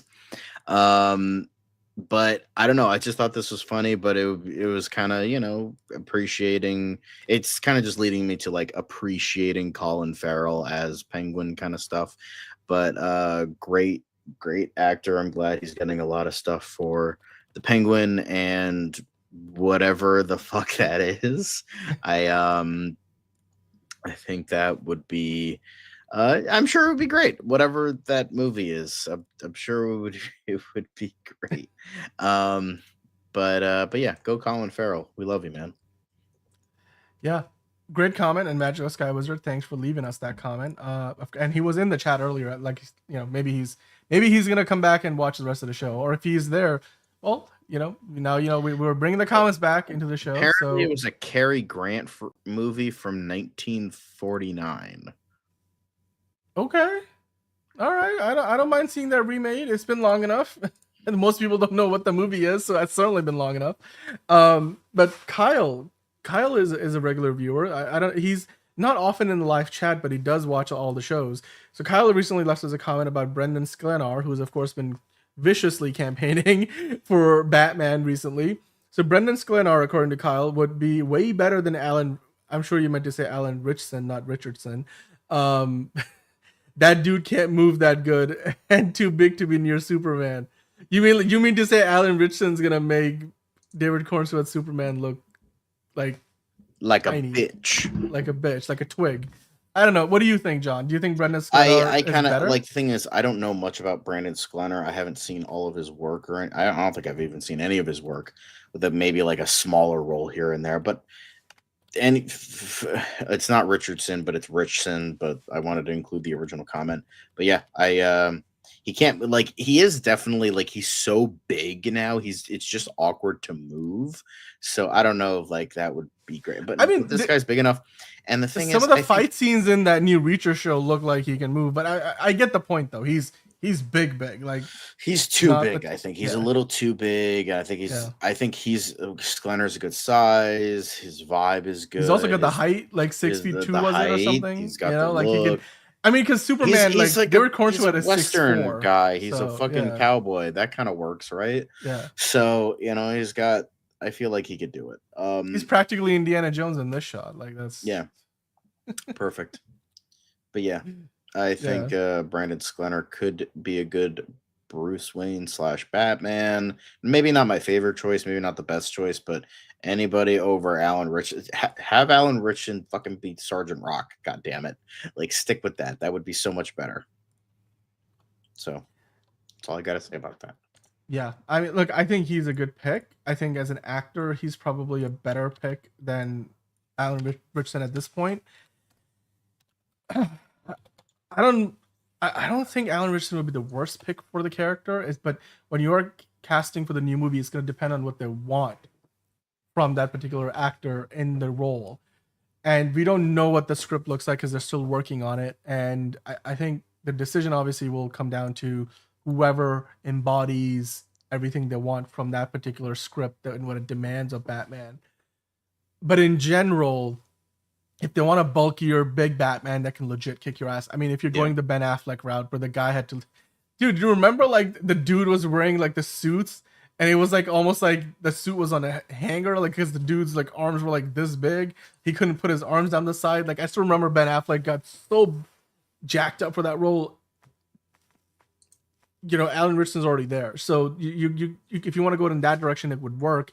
But like you said, Alan, not Alan. I want I want like an in better. like I want in between like a middle of the road, but not quite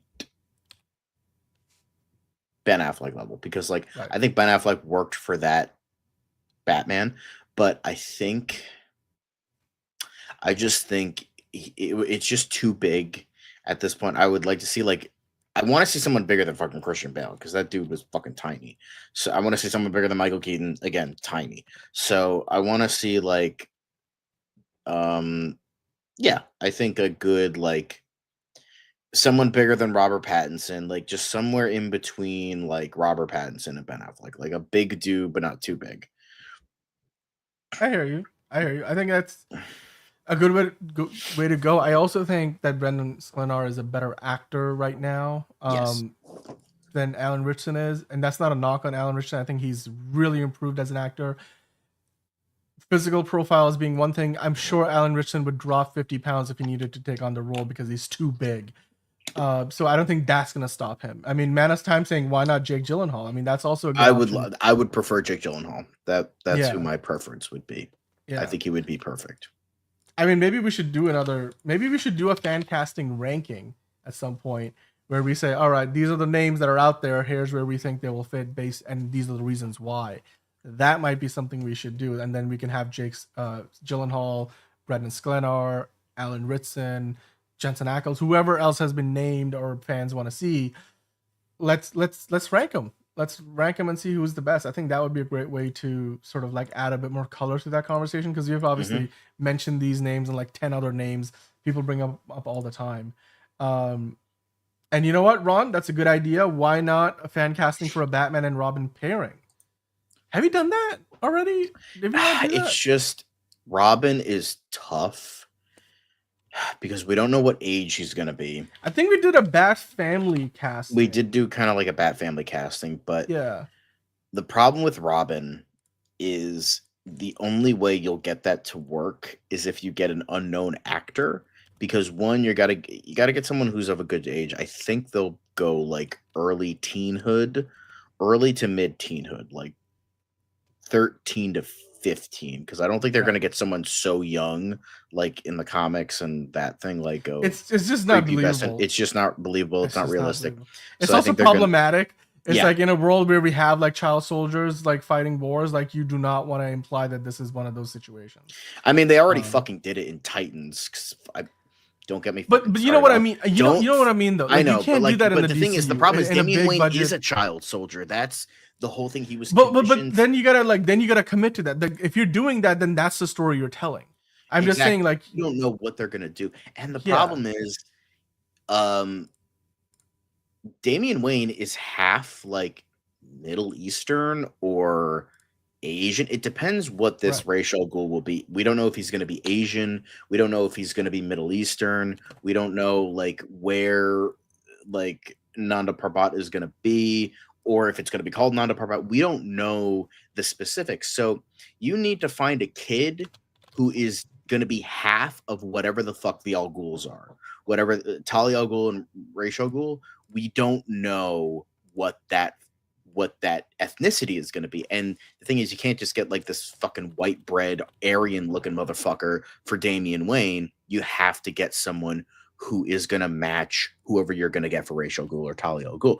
Because usually at least in like modern interpretation, they're usually like vaguely Middle Eastern. Now you could probably push that, get like a kid, like, because sometimes it is very hard to get someone that specific, someone who's half white, because I assume they're going to get a white guy for Bruce Wayne, and half Middle Eastern. So you gotta like maybe like push some stuff. Oh, get like a kid who's an Egyptian, get a kid who's like not like specifically that. So that's the problem with Robin. So like I would say just get an unknown kid and fit whatever ethnicity you're going to get, because you do have to be specific with that nowadays, and I think that helps, especially with a kid who's like designed to be a fucking killer, and then he like having Batman as a father redeems him, as sort of like getting him out of that child soldier mentality like he is. Because I know I go on tirades of like, Batman does not enlist the Robins as child soldiers, and if anybody genuinely believes that, you're a fucking idiot. However, the thing that works with Damian Wayne is that he was not raised by Batman. He was raised by essentially a fucking assassin cult to be an ultimate weapon. That's what he was designed to be. Like, he was raised from birth to be a weapon. Like, he has no humanity. That's why, like, one of the first like things that Damian Wayne did when he was out on patrol with Batman was fucking decapitate a guy and give it to his father, because that's what he was raised to do. So I don't know if they're That's a really dark place to go. I mean, if they want to go there, let's go there. But the thing is, I don't know if they will go that dark, because that's rated. That's rated like R. R-rated shit. Yeah. I think that would be interesting, but I don't think they're going to go that far. I think they're just going to be like, he's just like a dark kid. Like, I think they're just going to go that, where he's like, maybe like he was done all this like training, but he's never actually killed anybody. Because comics, you can go that dark and not like get reprimanded for it, but like in a movie that's going to be most likely PG-13, you can't go that far. That was retconned later on by Gail Simone, my favorite. So I don't know if they're going to hold true to that, because that was more of a recent development, while Damian Wayne was always, like half of whatever the Al Ghuls are in that interpretation was Middle Eastern. So he was always that. It just like Gail Simone was like, hey, let's make Nightwing half Romani, because why the fuck not? So it's just like, I don't know. Like, that was never the case from the initial comics. So I don't know if that's like totally what they're going to do with Nightwing when they introduce him. They could. I mean, they could totally do that. But again, that's going to be way fucking harder now to get someone who can fit that.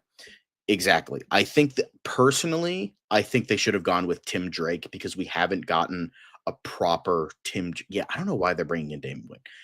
I'll trust James Gunn. I think they want to differentiate from the other Robins you have seen. Yeah, but the thing is, why not get fucking Tim Drake then? We've only gotten Dick Grayson. Jason Todd had no impression as Robin. The thing about Jason Todd is he only got good when he got resurrected and became Red Hood. And then they should have gone with Tim Drake, because Tim Drake gets no fucking love. They don't know what to fucking. It's like a modern Wally West. They don't know what to fucking do with him. So they're like, okay, why not bring in Tim Drake? We got him a little bit in Titans, but from the bits and pieces I saw, he wasn't bad, but he wasn't that great either.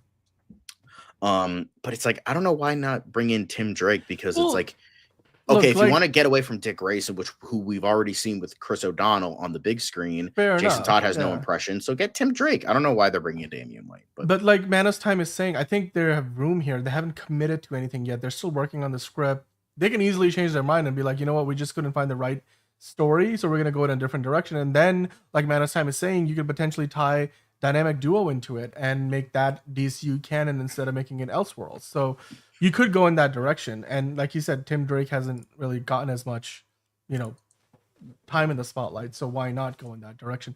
I did want to, by the way, point out what Ron was saying earlier.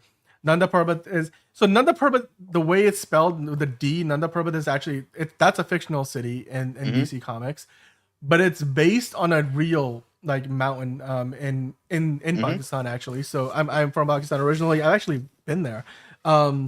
Like to that part of the country. So Nanga Parbat with a G. It's an Urdu. There are two Urdu words, I think. So where Nanga literally translates to naked, and Parbat is like mountain. So Nanga Parbat is naked mountain is what it literally translates to. And they say that because it's like the Himalayas, like the naked cliff faces with like the snow and everything. It's a real mountain located in the Gilgit-Baltistan region of Pakistan, which is like the northwest region, which is the part of that region borders Afghanistan, and then part of it is basically the Himalayas basically. So it is part of, like it says there, the Himalayan mountain range. It's known, it's stunningly beautiful, I can tell you that firsthand, and it is very challenging. The cars will only take you so far. There's not even roads beyond a certain point. I mean, look at the elevation. You're going to be over 25,000 feet up in the air. For those of us who are in the metric system, that's 7,800 meters. Like literally, you're like half a mile up in the air. Like, so your ears might pop. Like you have to be, dressed for the cold, but you'll get a rainstorm coming in if you're in the valley. The water coming off the glaciers is clean, pristine. Great to sit around and eat and have hot tea in. It is considered one of the highest peaks in the region. So yes, I like that it's based on the real location. So John, you were mentioning earlier where they might base it. If they do go off like what it's based off of in the real world, that's a pretty beautiful part of the world to potentially go shoot this in if they were to do it. But yeah, Batman Begins is goated for actually going into that part of Batman's origin, which no Batman movie previously had done before. I still we got close though, although it wouldn't have been League of Assassins, but we did almost get, because I just did a video on you could check it out on my channel, but I recently did a video on one of the canceled Batman scripts that led into the 89 movie, and they wanted to do like Batman, like you see the death of the Waynes, you see him like fucking train, you see him all the shit, you see that build up, like the entire first act is like beginning to when he finally decides to become Batman. So we could have gotten that, which would have been interesting. Okay, so that's why he chose him. So I don't know, it's just like give Tim Drake some love. Like I don't get it, but I get like there is also the idea of like he finally actually has a real son, quote, biological son, instead of an adopted son as Robin. But someone actually made a good point of this. I think the user was Nightwing with a K, Nightwing01. And he made a good point of this. Like he worked better because Damian Wayne was introduced I think it was prior to I don't know if it was New 52 or prior to the New 52, but Battle of the Cowl happened, and that was like prior to the New 52, and Dick Grayson became the new Batman. And then Damian Wayne became Robin. So, and that dynamic worked because you had a fun Batman and a dark Robin, and the dynamic worked. Meanwhile, then Batman got resurrected. I think it was Final Crisis, Infinite Crisis. Let me know in the I think it was Final Crisis. Or post Final, actually he got resurrected. It was post Final Crisis, I think. Batman got resurrected, and then he came back and became Batman again, and then like the dynamic didn't work almost because you had a dark Batman as intentioned, and then a dark Robin, so it wasn't as like interesting. So that's why it just like it I'm not saying it'll be bad. Well, if Andy Muschietti is directing it, it might be bad. But but it's just like the thing is, we have gotten Chris O'Donnell on the big screen. We haven't gotten Jason Todd, but Jason Todd was Robin post-Crisis for like 3 years, not like 2-3 years, maybe at most. So he didn't have a ton of canonical representation as Robin. And then Tim Drake was like Robin until like pretty much until Damian Wayne came in, which was tail end of the post-crisis age, and then he became Robin in the New 52. And yeah, it's just like I don't know, it's a whole thing. We've been talking too much about this. We can continue the conversation forever. Manus Time saying, do you think since it will be based on Grant Morrison's run instead of Bruce, we will see Dick being Batman? I hope not, but fingers crossed. No, I don't think so. I think they very specifically said we're going to see Bruce Wayne. I doubt we're going to see Dick Grayson be the Batman here. That would be just a bad move. I don't know, John. What do you think? That's a step too far to start off with in your cinematic universe, you know? I mean, because Dick Grayson's not the father of Damian Wayne. So no, they're not. They wouldn't do that. They wouldn't dare do that. That would be too much. So, yeah, that would be interesting, but that would be like the general audience would not. What do you mean Robin is Batman? What the fuck are you talking about? I'm not watching this movie because he's not Bruce Wayne is Bat. Unfortunately there's some things you just can't fuck with, and Yeah. Bruce Wayne is Batman. Unfortunately, you can't fuck with on the big screen. At least that's where you have to start for a long time to come. Like, you need at least a trilogy or like you need at least 1 or 2 Justice League movies. You can't stray away from that, even if you have an Elseworlds Batman running around. But hey, you know what? Like Ron, we can probably talk about Batman all day too. But we do have to bring the show to a close at some point because it is pretty late in the night here in the US, at least on the East Coast. But you guys can always check out John talking more Batman and the other DC things, whether it's on the Cool Kids Movie Reviews channel or the Geek Informant, as he was talking about earlier. And of course, come back here. I mean, it is a show that we do here, DCU Daily, Monday through Friday. But since it is Oscars weekend, I haven't decided yet. You guys maybe let me know in the comments down below whether you want to see this. But I think I'm going to try to either watch along or certainly do a reaction to the Oscars this weekend, because we've been following them for a long time. If there is any surprises, any big wins, any big moments, maybe somebody gets slapped along the way, we'll talk about it on the show. Let's hope not. Let's not hope for that. I know. I'm just saying. Maybe the wrong envelope comes out and they call the wrong, best feature. All the good stuff that the Oscars are known for. Obviously, this year we're gonna have some performances from Ariana Grande, Cynthia Erivo, so that's gonna be fun. And you have a entire field of first-time nominees and Best Director, including our boy James Mangold. So we have a lot to look forward to this weekend. It's gonna be a big weekend for the people those of us who love the movies, and of course if you love wrestling, then you've got Elimination Chamber. That pay-per-view is tomorrow, so it's a packed weekend. If you're a fan of sports, if you're a fan of wrestling, if you're a fan of movies, we are a fan of movies, so of course we'll be watching the Oscars on Sunday. John will be reacting to it on his channel, then we'll talk about it here. We'll be back on Monday with another episode of Oh So Curious, as well as DCU Daily. Of course, we'll be back Monday through Friday. I might actually be in London next week, so might be a bit of a British flavor to the show.